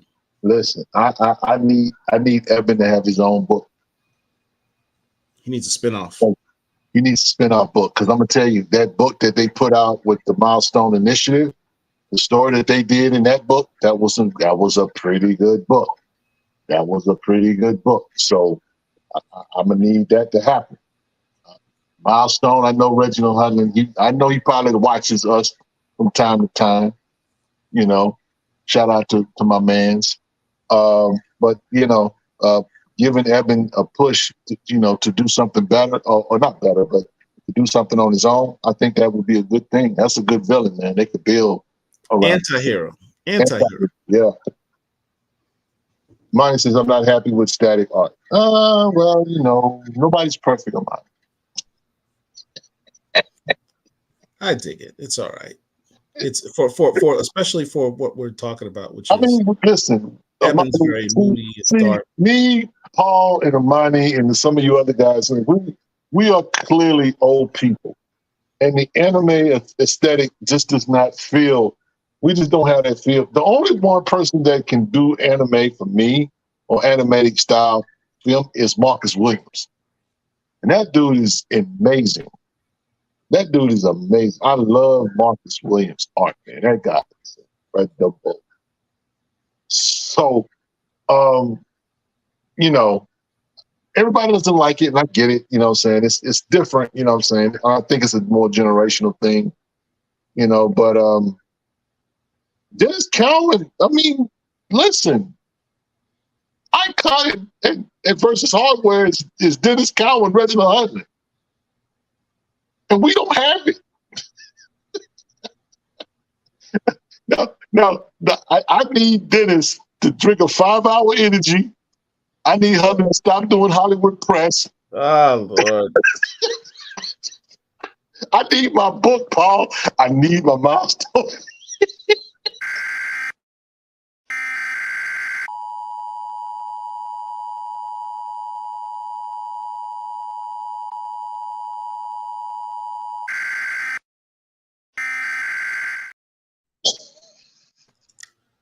Dear Milestone Comics, I apologize on I behalf love y'all, of man. my comic lords. Listen, much is given, much is required. And I'm requiring that book to be in my blown box pretty soon. That's all I'm asking for. I'm not asking for much, Paul. I am just simply asking that they just deliver that book to me in a speedier time. That's all. You guys are goats. Listen, Dennis Cowan can literally wake up out of a dead sleep and put together a comic book in 2 days. That dude is amazing. So why am I having to wait? It's con season. Whatever. It's con season, man. Brothers be traveling right now. Listen, it's all about the comics. I get it. Dennis Cowan, shout out, first of all, let me just say this. I love Dennis Cowan.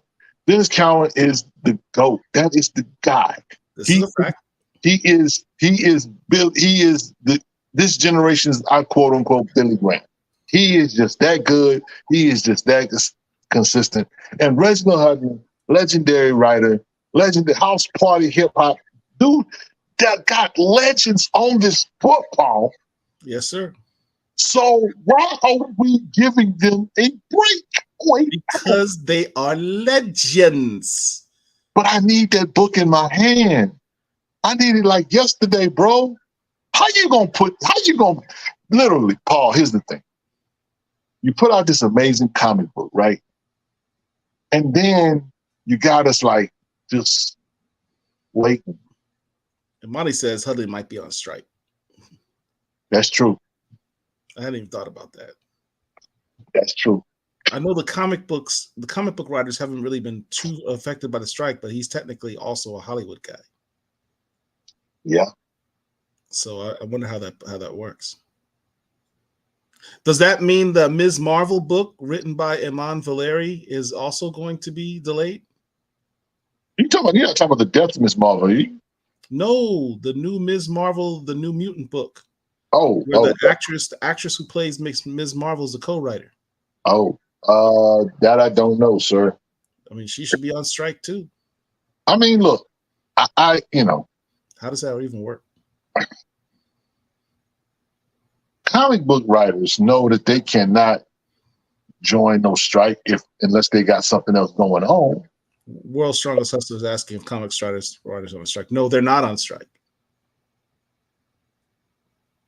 So, I mean, again, it's just a Hollywood strike, TVs and movies, not comics. And I'm like, come on, bro. I mean, Rodney Barnes is a Hollywood writer, but he's out there at the cons, meeting the people, hugging and kissing babies, selling 1,000 million different books, Mandalorian, Philadelphia, Blackula.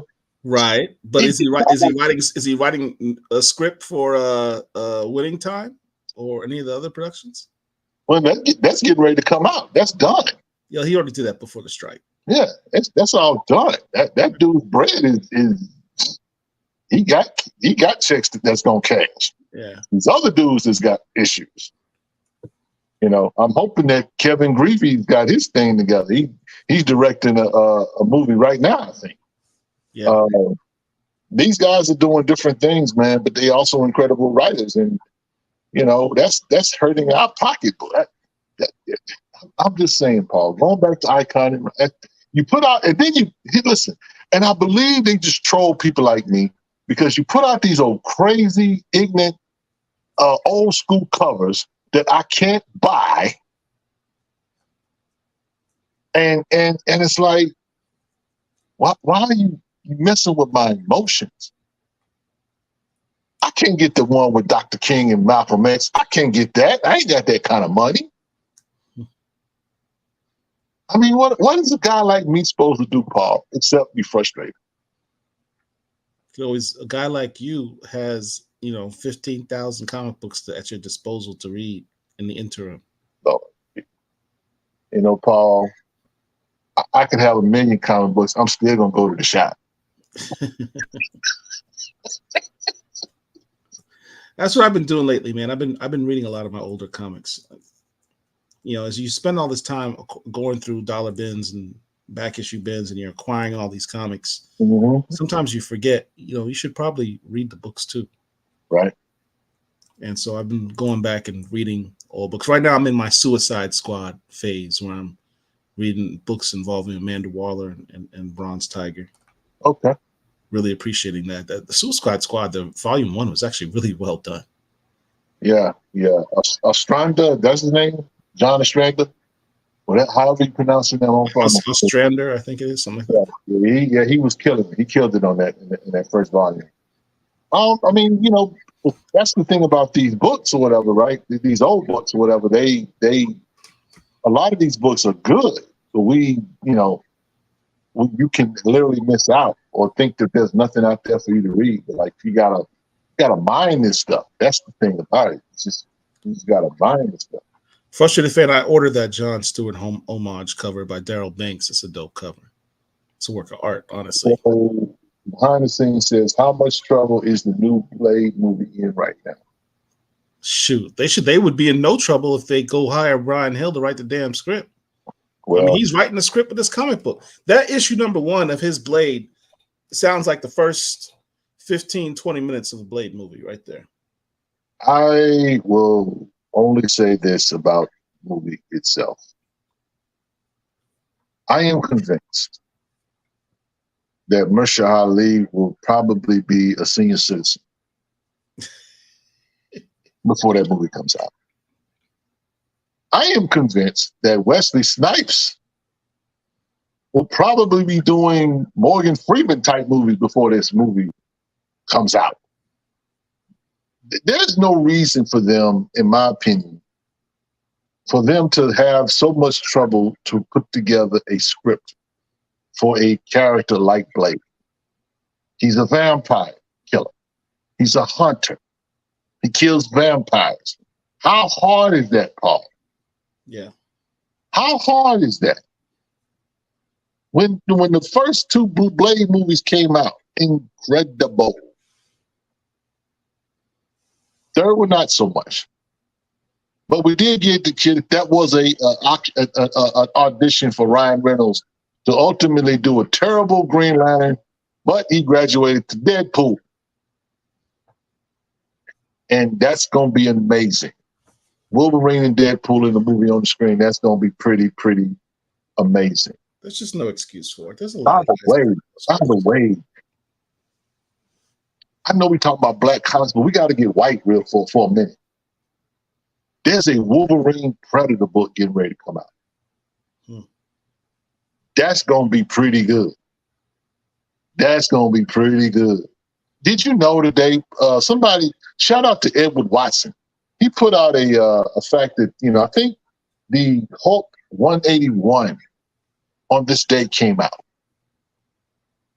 I don't know what year it is, but I bought the facsimile today. Which one did you get? Hulk 181. No, I mean, which facts? There's like the regular one and there's like a foil one. I got the regular one, I guess. Not a foil. I got the $3.99 one.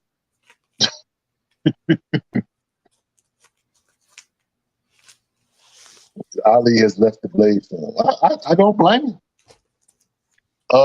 Here's the foil one. Okay. That's nice. And I also got the regular one. Okay. I'd like to take the facsimiles and hang them on my wall Uh-huh. with my other facsimiles. These are all facsimiles. You got Hulk 181, huh, don't you? No, I do not. What? No. You missed that train? I missed that train a long time ago. God. You and me both. I missed the Hulk 180 train a long time ago. Do you know book was that affordable at one facsimile point. too? Huh? The Hulk 180. Yeah, that one at one point was very affordable. But for one panel though, bro, all that money for one panel? It was a detailed panel. Don't care. You're paying for a panel. You're literally paying for a panel. Now, I'm a Wolverine guy, but I'm not hardcore like that where I would just give bank out of bank out of bank. I enjoy Wolverine and, like anybody else, you know what I'm saying, back in the day. But I just never was crazy about the Hulk 181. I know guys that got multiple Hulk 181s, and that's an incredible book to have in your collection. Frustrated Fan says the foil cover is expensive. Now, weird thing, my LCS had this on the back of the rack. What? And if you notice, there's no markup. There's no markup. So I got this at cover price. Wow. This is supposed to be a 1 in 25 or 150, something like that. And I got it at the regular cover price of $3.99 or whatever it is. Is it a 9.8? Is something wrong with it? Yeah. Fine tick or something? Yeah, it's brand new. I just got it a few weeks ago. Oh wow. Somebody at the shop. Somebody screwed up. Shout out to these local LCSs and their mistakes. But anyway, what else is going on? How many independent Black titles are y'all reading? I suggested Antarctica #1. So I think this is the second time I've heard that book. I haven't seen that book. Titles. Black independent titles.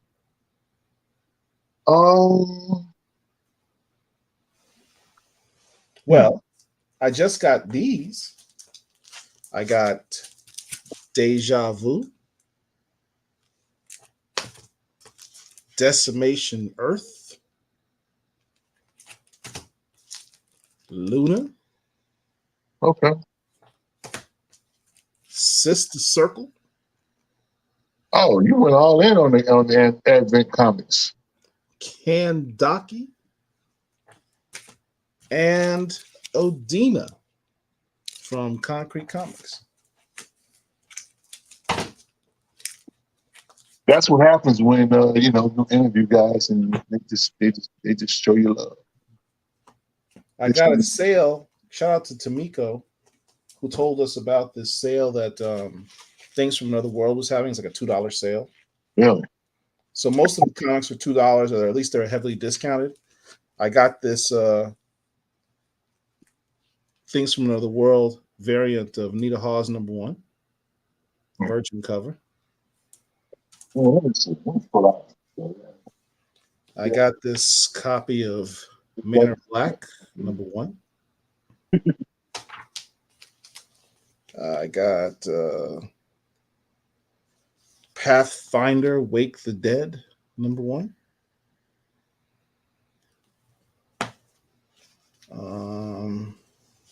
This is a cover by from my man Ben Sisko, my favorite Star Trek captain.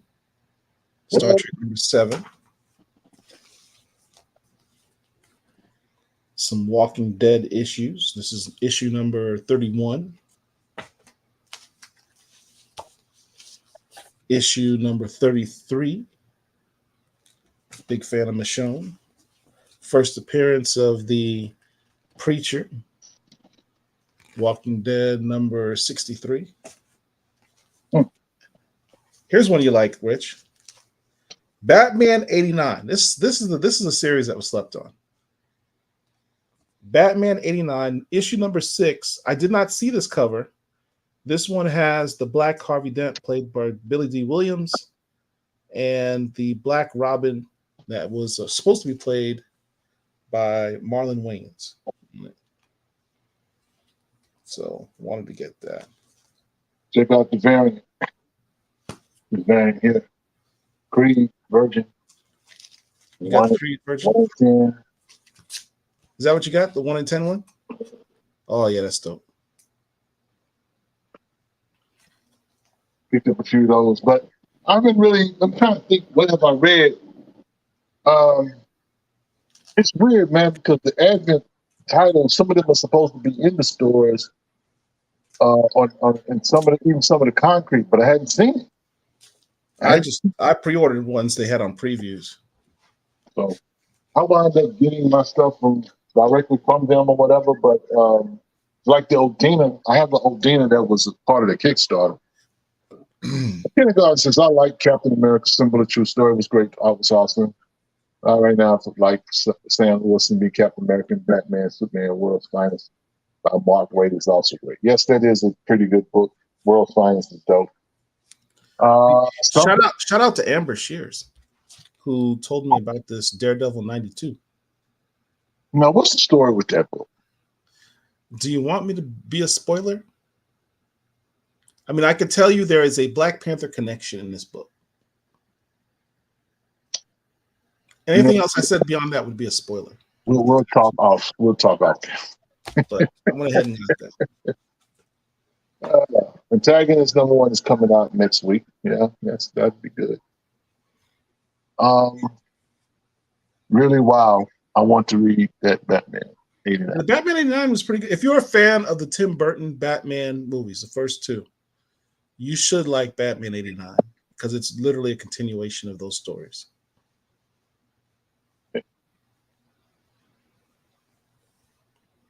Westray says, I lucked up and got a signed copy of Luna when the writer showed up at Awesome Con and posted pictures on Facebook page of me and her wearing my BCL shirt. That's what's up. So it says, behind the scene, boy, you always tripping. Are we going to support the new Ninja Turtle movie since they are officially Black superheroes now? No. Somebody, hold on, before we get to that, somebody asked earlier about the Flash movie. Hey, shout out to Kevin Greavy. I have not seen the Flash movie, so I can't comment on it. I will see it when it comes out on Max. Mr. Greavy, we finally do have. I finally got the copy of Darkstorm. Very dope book. We really look forward to having you on and talking about it. Very excited about that book. It was really, really good. Really enjoyed it. And I love the Easter eggs you gave to the other books that you've done as well.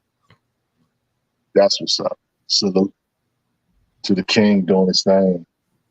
Now, as far as the Turtles go, listen, Black comic lords, or Black comic heads, I should say, they like the Turtles.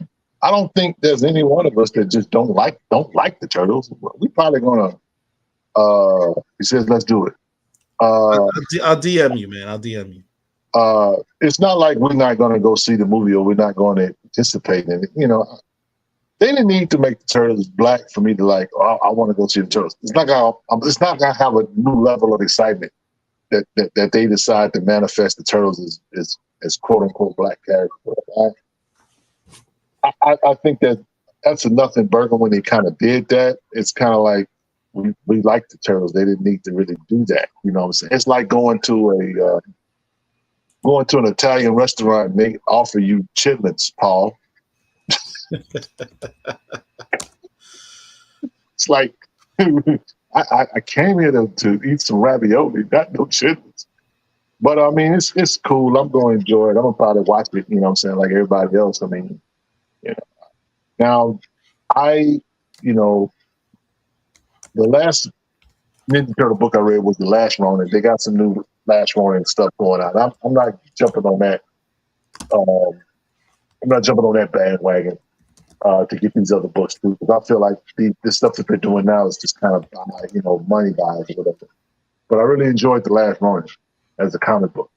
So, but yeah, when it comes out or whatever, we're gonna check it out. We're gonna check it out. Perry said, since we got Kevin Green here, can we discuss the possibility of Blue Marvel in the MCU. Listen, Adam Brashear, you heard it first. Don't Adam get me Brashear started. is going to be drinking a cup of coffee in the Marvels. Played by Shamir Anderson. Yeah. He's going to have a lab coat on, drinking a cup of coffee, and that will be your first appearance of Blue Marvel in the MCU. Or should I say Adam Brashear in the MCU. When you see him suit up and wear the Blue Marvel gear. Now, Paul, since we got the OG here, right? The design of Blue Marvel, the original design of Blue Marvel, that's the Blue Marvel I want to see. With the cape. With the cape. I do not want to see Blue Marvel in a doggone Parker. I don't know who thought that was a vest or whatever. Look, dude's not a duck hunter. Dude's a scientist. don't be doing an Omega level type power being like, don't do him like that. No, he deserves better. Having a cape means something in the superhero world. You know, it's a mantle. It's a mantle. You know, yeah. It symbolizes like leadership and power and stuff like that. He needs to have his cape, man. You know what I'm saying? I ain't even mad if y'all want to give him the mask. Frustrated fan, do y'all got a P.O. box? I got some handcrafted whiskey that I picked up and want to send to some of y'all. Paul will take that. Go ahead, Paul. Whiskey off of that. I will email me at blackcomiclords@gmail.com and I will send you our P.O. box. Yeah, that's what's up. You know, I'll take some fat-free water. Speaking of whiskey, please and thank you. This is the Incredibles ruined case for so long. Nothing said I dig the shit. No capes. Word is Donald Glover and his brother will be bringing Lando to life. Yeah, that's the word. And, you know, shout out to Donald Glover and his brother for doing their thing on Atlanta. That was an incredible series. That thing is so much myth. Some of that stuff that last season was just incredible. That is just talk about grab your popcorn and enjoy yourself. Man. Can you imagine if they make the Lando series the Atlanta of Star Wars? You know, I'm not going to talk about. I don't want to get canceled, so I'm not going to make a comment about that. I would just simply say this: the mouse ain't gonna allow it. If they allow Donald Glover and his brother to do their thing on it, it will be an amazing series. Yeah, that's all I can say about it. Now, behind the scenes, did y'all see they clone Tyrone? I started watching. I haven't finished it yet. Yeah, I mean, look. Shout out to Jamie Foxx and John Boyega. John Boyega got skills, bro. That dude too. Jamie Foxx and John Boyega. What about my girl Tiana Paris? Well, you know, they got all the superheroes. She gonna do a thing in the Marvels movie too. So, do you think they're gonna make Hugh Jackman wear the mask in Deadpool 3? Maybe as a gag. Probably at some point you'll see him in the mask. But they've already showed the film that he doesn't have the mask on, but he'll probably have a mask on. I mean, they'll probably have him put it on and have him say this is stupid, and then take it off and shred it or something. I mean, it's what the fans want. They want to see Wolverine with the mask on. Dion, look at Dion's comment. Well, Photon. Say that again. Well, Photon. Do you think this one about? Are you all excited to see Storm return in Deadpool 3? Storm's going to be in Deadpool 3? I hadn't heard that. That's news to me. I mean, are we talking Halle Berry Storm? or the ship lady? Are we talking about her? Which Storm is it going to be? I don't think they've made a cast for us. If they want to do that, that'd be great. I'm not tripping. You know. Did the Flash feel like Ant-Man, or was it just me? Well, Strongest Hustler, it's getting the it's getting the same treatment from me. Wow. Dion says Halle Berry. Yes, they're bringing back the original movie team. Oh, I mean, Halle Berry still look good, so. yeah. Halle Berry's always been easy on the eye, so she can play Aurora Monroe one more time. I ain't mad at it. She could probably still fit in the suit, so that'll probably work. Her Scarlet Witch will be in Deadpool 3. Yeah, now y'all just bringing everybody. That's crazy. Isn't she dead? Didn't she kill her? Mephisto's gonna be in Deadpool 3. Remember when people were saying that Mephisto was gonna be in everything coming out? Yeah, I thought that was so crazy. Now it would be cool to see Mephisto. And it turned out Marvel, because they thought Mephisto's gonna be everything because Marvel had a plan. Yeah. As it turns out, as we all know now, 2 years later, Marvel has no plan. Had no plan. Could you imagine sitting in the boardroom with the big old board up front, and they all look at each other like, "What we gonna do?" I don't know. That's crazy, man. Head of Disney Entertainment, Bob Iger, literally said that the MCU television, the Disney Plus television shows, hurt the MCU brand.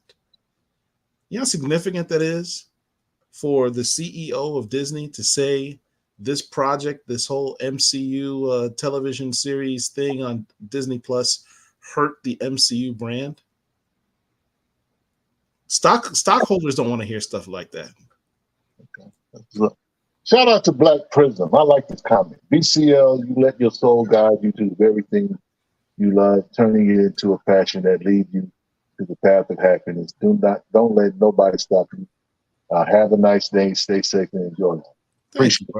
Appreciate that, man. Because that's 100% true. We do this purely out of a love of this hobby, man. Literally, it's a great hobby. I mean, I don't know what's not to like about it. Incredible stories, incredible art. What's not to love about it? I think that we sometimes fall into these traps, and we tend to not. When you stop appreciating what you have, you stop being grateful and thankful, and you stop being hopeful. So. You got to learn in Pool 3. You got to learn to rise above the pettiness too. Unfortunately. Now, behind the scenes, I would not be mad to see Moses Magnum in any movie for that matter. Oh, Moses Magnum's going to be in a comic book soon. I just saw a solicit for it. What? I want to say it's crap, man. I want to say it's one of the Spider-Man books. Like there's going to have a team of villains, but Moses Magnum's coming back for some storyline in the comic. I don't remember what it is. I'm sorry. What are the odds of a black Deadpool variant with Donald Glover? Black Deadpool variant with Donald Glover. Well, Donald Glover, for those who don't know or don't remember, Donald Glover was supposed to do an animated version of Deadpool. Oh, that's what okay. Yeah, that's right. And he put out, matter of fact, he put out a script that he was supposed to do.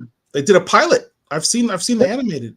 And so, when you think about the missed opportunity there for that would have been amazing, bro.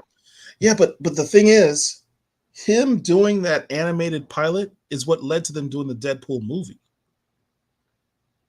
Yeah, because that came out first. He pitched it, and they're like, "We'll turn it down." And then all of a sudden, let's have Ryan. Let's do this movie with Ryan Reynolds. And I get that, but that was kind of gully to do that, though. You know what I'm saying? This man coming to you with wanting to do a real thing or whatever, and you take his idea and just run with it. You know what I'm saying? I think that they should have given him a shot. That's all I'm saying. He should have got a shot at it. You know what I'm saying? Miles Morales didn't exist until he put on a Spider-Man costume in Community. Do we really want to talk about Miles Morales right now? Not with you. No. And the reason why I bring that up, Oh God, I should have done it. I read issue 2 of Ultimate Invasion, and there's no Miles Morales. None whatsoever. There's even a Miles Morales variant cover, but no Miles Morales. In the book, they said all that stuff. Miles Morales is going to have a key role in the Ultimate Invasion book. They literally said that. He was in the first book. I'm reading. I'm thumbing through it. I bought the book. Okay, $5.99.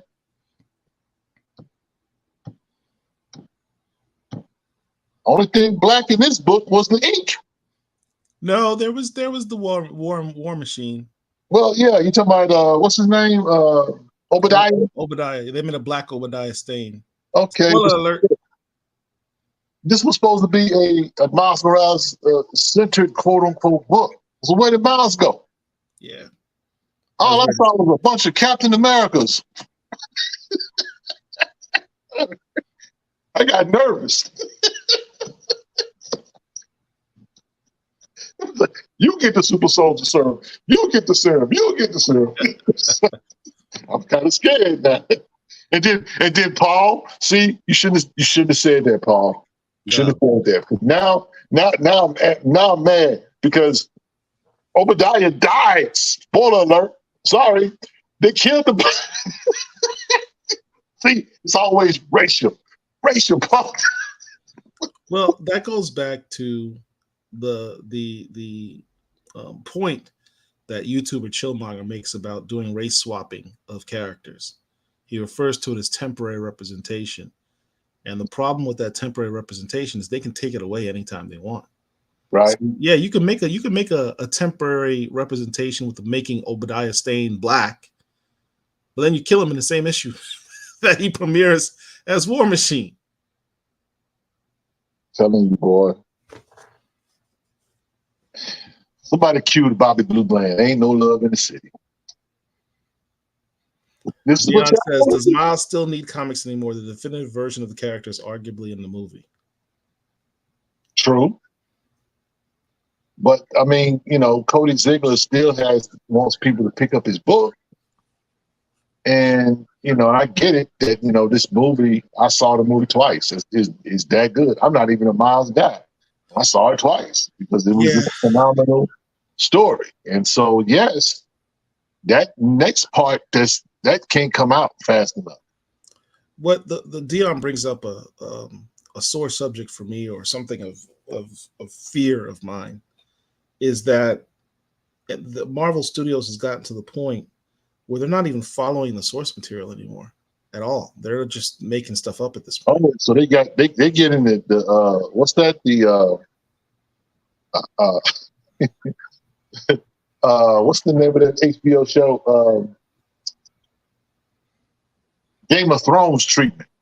Right. They're just making it up at this point. They're not even following it. But at least with the Game of Thrones, the reason they made it up is because they ran out of books. George R.R. Martin didn't finish his last few books. We still have tons, 60 years of Marvel comics they haven't explored, but they're like, let's hire writers that don't necessarily know anything about comics. Let's use the name of the storyline from Marvel Comics that all the old heads will be familiar with, and let's just throw out the story and just run with it and do our own thing. That's where they're at right now. That's my fear. I thought this was Black Comic Lords and not, Young Ripper 59. You sound like Ripper, my brother. But that's the point I'm trying to make. Is the fear part of it is that the comics are not. It's no longer the comics are fueling the movies. The movies are fueling the comics because whatever happens in the movies, they now change the comics. Yeah. Where it used to be the other way around. I mean, bro, I don't. For me, movies will always be, the frosting, icing on the cake. It's not required for me, so they're a bonus for me. They're not the most important thing for me. But at the same time, it's kind of like, okay, if you guys are going to do this, then at least do it right. You know what I'm saying? But at the same time, it's kind of like these guys don't make the movies for us. They make these movies for the casuals. They make these movies for not the hardcore. They make them for the casuals. The reason why they make them for the casuals is because the casuals are able to bridge thoughts about certain things that they put in the shows or in the movies, whereas the hardcores are going to be like, look, you can't do that. This character doesn't do that. This character is not that color. This character is not that gender. That's where we kind of stand with it. You know, it's like when they took liberties to like, for example, in the Moon Knight series, MCU Moon Knight book, okay? That character, Scarlet Scarab, that was a black man in the comics. Yeah. Now it's a, I guess she's Egyptian, but it's a woman. Yeah, the first issue But had nobody her very cared. melanated. She looked black. Nobody cared. The Only first issue the had her black. character that knew the character cared.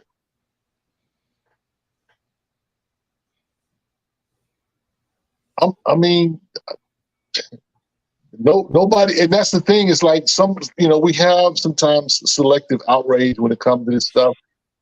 But if it's like T'Challa, the situation with T'Challa and what happened with the movies and with the last run, that was very unfortunate. But we got past it. You know what I'm saying? I don't know about you, but I can watch Wakanda Forever now and not be kind of irritated with it. You know what I'm saying? We could say it was a missed opportunity, but it's like we kind of turn the page, because that's the thing about a lot of us when it comes to these characters and the liberties that they take in making these films and in these shows. They take liberties with the characters. Like, okay, if this is your character, this is your favorite character, then you're going to have issues. It's like we talk about Thor in the past, how they've made Thor a comic relief in the MCU. Thor is nothing like that in the comics. Thor is very serious. And if Thor was a real character, Thor would probably put his hammer in the chest of those showrunners, or whomever, because that's not that dude. Chris Hemsworth is a great actor, and I enjoy most part the Thor books. I mean, the Thor stories in terms of the MCU. But you and I know that Thor is a more serious character, like that, and we should see that character on screen more. They just did the last Thor movie came, Thor: Love and Thunder, featuring the God Butcher. That Jason Aaron book, that's a pretty incredible story.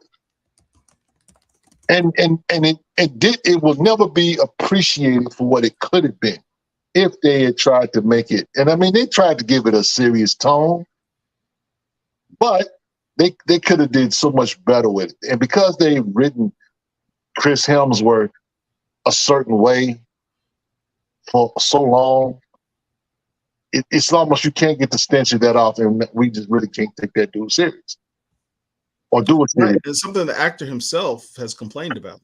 He's like, I'm tired of being a buffoon. I'd like to have a more serious take on Thor. It's crazy, man. Crazy. Somebody asked if they started a Black Panther franchise over with the Russo brothers in control, would y'all be good with that? Yeah.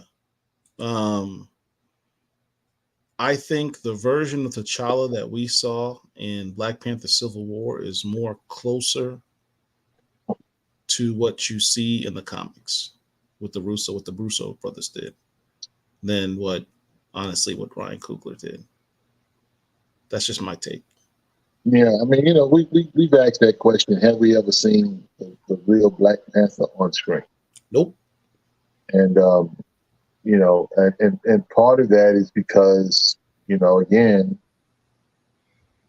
it's hard to not hard, but it takes an investment to really invest in these characters. That's why it's just easy for them to race swap and for them to gender swap, and for them to then actually invest and take the time and energy that it takes to develop these characters like they should be. So we get ideal. That's why I said on the Rich Real Talk Rich a couple of shows ago about the Acolyte and how we haven't heard anything about the story of the Acolyte. All we've heard is, oh, this is going to be one of the most diverse stories that Disney has ever done. I could care less. I could care less. I know that inclusion and diversity and all that's important. But what kind of story you gonna tell? What good is it to have all these different people, this gumbo variety of people in the show, and it sucks? Does that make things better for black folks or for black nerds? No. The content's got to be good. At the end of the day, it's about the content. And, you know, even when it comes to the T'Challa, you know what I'm saying? Look, if the Russo brothers got their hands on the Black Panther, I think it would be great. That ain't going to happen because Disney has thrown the dice. They have put their trust in Ryan Coogler. It is what it is. And doubled down by giving him a contract to make some more Black Panther properties, television show, movie, etc., which have not been announced. There are no Black Panther or Wakanda-related properties in the MCU scheduled for the next 4 years. Yep. And I'll be honest, Letitia Wright is not trying to you know, put her career on hold. She's done other stuff. And what they normally do with these Marvel actors is they sign these contracts, log them in for 10 years, whatever it is, and they can't really do a whole lot else. But apparently she's been able to do other things. And, you know, I think that's just a realistic thing. You know, they kind of letting us know what's going to happen. We're not going to see Black Panther for quite a while. It is what it is. Dion says, y'all know Disney swapped the release date of the Marvels in the Haunted Mansion. They can't delay the inevitable. Marvels is in trouble. I mean, look, it's like the deficit, bro. At some point, Paul, you and I know that the deficit in America is high as a giraffe, and at some point, that bill is going to come due. Mm-hmm. And when it does come due, America is in trouble. That's a country. Let's talk about a corporation in America. Marvel or Disney has been leaking money. Now they got the money. I said earlier that Disney got old money. They do, but they can't continue to justify to their shareholders throwing this money into a pit and nothing is coming back. They can't do it. At some point, and Warner Brothers definitely is in that boat. I don't know. I'll be honest. I don't know how much longer we have to enjoy comics. I'm gonna give it 5 to 10 years. Comics are gonna be completely different. I think. Might be just trades, graphic novels. I think comics will ultimately switch more into trades. Yeah, a lot of digital stuff. I just think that the floppies are on their way out. They have run their course.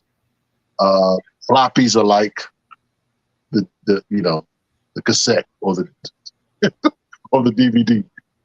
At some point, it's run its course. It's time to do something different.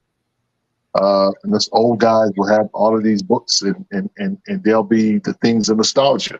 I will say this though: what gets the what gets the comic companies from getting rid of the floppies is variants. Because when you think about it, if they're charging $3.99 for a comic and they make 6 different variants of that comic, they're making more money than simply waiting to put all of those comics in one trade. Because they're not making a whole bunch of different variants on the trades. No, not at all. So they're still making money off the floppies. Jorge Valdez says Marvel and DC has been losing millions. They continue to point their fingers at hero fatigue, but it's the lack of focus. What happened to just good storytelling? Yeah, there's no hero fatigue. I mean, people get excited when they watch the Boys cartoon, the Boys television show on. But you really can't even call that real. That ain't really good story writing. That's just shock. Well, yeah. That's Garth Ennis being a troll, a superhero troll. Fine. But what I will say is, as far as good storytelling, again, it's an investment. You're not going to invest in good stories. Let me tell you something. We talked a little bit earlier about Star Wars. Let me go back to that, because that's the franchise you and I love, Paul. I know you're a Trekkie more so, but Star Wars is one of my favorite, fan things. I just love Star Wars. Saw the first Star Wars movie in the theaters in 1977. As did I. And so George Lucas creates this amazing story about a kid on a backwater planet becoming a Jedi, facing his past and facing his father down, that kind of thing. Come of age story, right? They go from that to trying to milk that well dry. And listen, it's so dry, it's like Tatooine.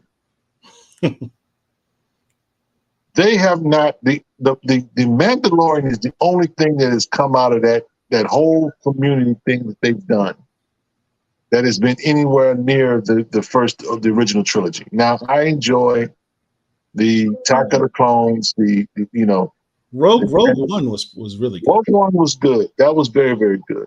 But outside of that, the last three movies, The Last Jedi, Rise of Skywalker, what y'all doing? And as much as I wanted to like Rey, people don't fail to realize, so why so many people got a problem with Rey? Because the thought is, well, Rey is a girl. No, it's not that at all. It's literally, you literally jumped her. You really jumped her. She has no hero story. She just shows up and all of a sudden she's able to take down everybody. Where's her training? Where's her growth? Where is her what's the word I'm looking for? Where is her story arc where she is fighting to succeed? You literally gave her everything. And we don't see that part of the story. So for us that grew up watching Luke doing, making mistakes, falling all over, failing Yoda, that kind, when the one of the best scenes in Star Wars is when he was with Yoda and the ship was in the swamp and Yoda's like, pick it up. And so he's trying to get it and it doesn't go nowhere, right? He gives up. Yoda comes along, closes his eyes and does what Yoda does and pulls it out the water, right? And he's like, can't believe it. And Yoda just said, that's why you failed. That's what Rey needed. She needed a moment like that. Yeah. But you don't do that. And it looks goofy on screen because we want to pull for you, but where's your struggle? So all of this stuff looks goofy. I mean, think about it, Paul. We grew up with a franchise that, Luke Skywalker was the guy. But he was he had more Spider-Man, Peter Parker like character to him than anything. He was just a young kid trying to grow. He wanted to be a pilot. Didn't find out his dad was the biggest villain in the galaxy. Him dealing with that. But Rey, what Rey got? Rey just and having Luke's hubris be so large that he ended up losing his hand. Yes, fight with his father. And Rey didn't lose nothing. We couldn't even get her and Boyega together. Boyega's still bitter about that. Clearly, he was being set up originally to be a Jedi, and they went away from that storyline. Yeah, that's so disappointing. And and again, that's we talk about storytelling. being able to create story and growth and that kind of thing, world building, all those things are important. And you can't take shortcuts with it because that's the beauty about art. That's the reason why the Lord of the Rings movies are what they are. They took their time with it. You're taking a story that J.R.R. Tolkien wrote literally 100 years ago, and you put it on screen, and you didn't take no shortcuts with it. You literally took your time. And that's why it looks, this Rings of Power that Amazon did in regards to the Lord of the Rings looks goofy because you literally did not give people really what they wanted, which was good storytelling. Storytelling will we can as comic heads, we know when something is rushed when we read a comic. Now, you and I are used to reading 22-page floppies, right? And we're used to being able to pick up on certain things in that book or whatever. But we can read those 22 pages and we can figure out either the story is stagnant or we can figure out whether the story is incomplete. We can figure out in 22 pages. How is it that you can do that? And we can do that in 22 pages. But they take a movie like The Last Jedi, 2.5 hours, and they can't figure that out, Paul. I'm just saying. That second movie of that third trilogy was so terrible. The entire movie basically took place in the span of the rebel ship trying to flee from the Imperial vessels. It was literally like this here. Yeah, that was the entire movie. I'm like, am I getting punked? Like, this is the whole film? Yeah. That's but that's kind of what we are, man. With entertainment. That's why, we comic heads. One thing about the comics, and particularly those of us that have had years and years and years of long boxes to look at books, we know good stories. We've seen some of the best story writing as far as comics is concerned. Right. Whether we're talking about Jonathan Hickman, whether we're talking about Chris Claremont, the X-Men. The X-Men are not the X-Men without Chris Claremont. You can run whoever you want to run out there. But and as good as Al Ewing's X-Men Red is, it still is catching up to Claremont. Period. When we talk about writers like Chuck Dixon, some of the stuff that guy has done. Chuck Dixon wrote Batgirl. Batgirl, that ain't on everybody's list, but he made that character interesting. I mean, and it's all about storytelling. A good storyteller can work with whatever, with any character. I mean, I ran into probably, Aquaman, for example, is not somebody that everybody just loves, right? Aquaman, gets a lot of, laughs and goofs, but some of those Aquaman stories are actually pretty good. But we wouldn't know that because a lot of us, our experience with Aquaman is Super Friends. We just think he talks to the fish and that's it, Again, if you know the comics, it's something totally different. Don't get me started on Batman. Lord have mercy. Some of the stuff that. Ooh. Have you read The Devil's Advocate by Chuck Dixon? No, I haven't read that now. All right. I'm gonna need you to get off when we get off this live. I'm gonna need you to go and find The Devil's Advocate by Chuck Dixon. Okay. It's a Joker story. It's Joker, The Devil's Advocate. That's the name of the book. Just do yourself a favor. Thank me later. I'll say it like that. Thank me later.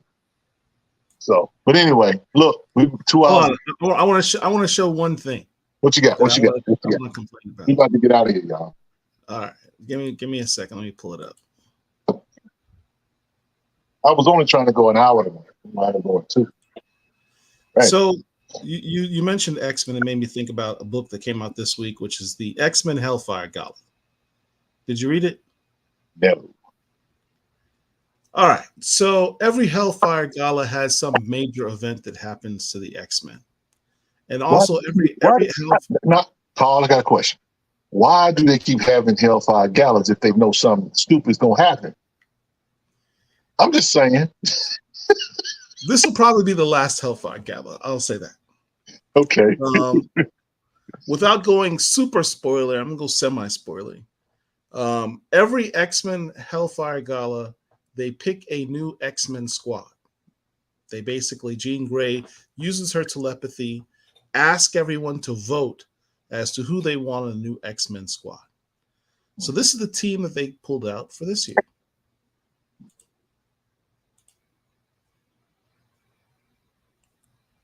They have Cannonball, Talon, which is X-23, the old version of X-23, Sync, Prodigy, Frenzy, Jubilee, Juggernaut, and Dazzler. All right. They have 3 black X-Men on the same squad. That's like literally never happened before. I mean, you're going. I saw this page and I'm like, oh my God, they finally did it. All these tweets I do to Marvel, trolling Marvel about y'all can't. I dare y'all to put 3 black X. I have literally sent tweets, tagged Marvel, and said, I dare you to put 3 black X-Men on a team. I triple dog dare you. They did it. Wow. They did it. But then you get to the next page. This is what happens to them.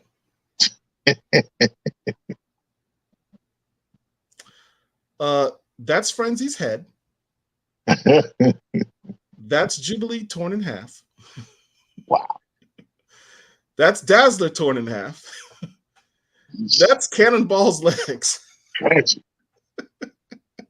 Bruh. As soon as you have what we've all been claiming, we want a black X-Men team. You have 3 black team members on a team that makes it a black squad. This is the Dwayne McDuffie rule. They give it to you. Finally. And on the next page, they kill them all. Yep. It is black what people like to have nice things too. Yes, we do. Why can't we have nice things too? Because we got tropes we got tropes, Paul, to work with. You know, black folks die in movies and now in comics. I'm looking for you, Tom Taylor. Kill my man Jefferson Pierce in the 2nd issue. You still bitter about that? Still. Tom Taylor has a penchant for stabbing people in the back. That's how he kills his characters. He stabs them in the back, literally. Tragic. You know what? Anyway, that's all I have to say. Look, Cole, are you sure that book wasn't called The Blackening? Yeah. No, it was not. Tragic. Look, guys, we got to get out of here, man. We've been in here. We've been here over 2 hours, almost 2.5 hours. But I want to thank my man Paul for joining me tonight. Want to thank each and every one of you. Want to thank you, all you guys, for the super chats. Want to thank all of you for just hanging out with us. Please like the video, share this content, hang out, share it with a friend, share it with a hater. I don't care. Just do that. So with that said, I'm going to go ahead and give the benediction, which comes from the book of Proverbs, the 11th chapter, verse 28. It says, he that trusteth in his riches shall fall, but the righteous shall flourish as a branch. From the stronghold that is Black Comic Lords and Black Superheroes Forever, with my man Paul, it's your boy Rich, we say peace. And just to let you know, this was the season finale, so Real Talk with Rich will return in the month of September. Until then, I will be around doing guest appearances and hanging out, and he might even troll, and it may even pop up and do a show. Who knows? But until then, I want you guys to keep supporting the channel, keep supporting all that we do. We love what we do, and we thank each and every one of you for the opportunity and for the blessing to be here every Sunday night and chop it up. Thank you to our real fans. Absolutely. And for you haters. And thank you to the haters. You We feed will our see. souls. Appreciate it. Real soon. You know you are. Good night, everybody. We say peace. Take us home, Derek.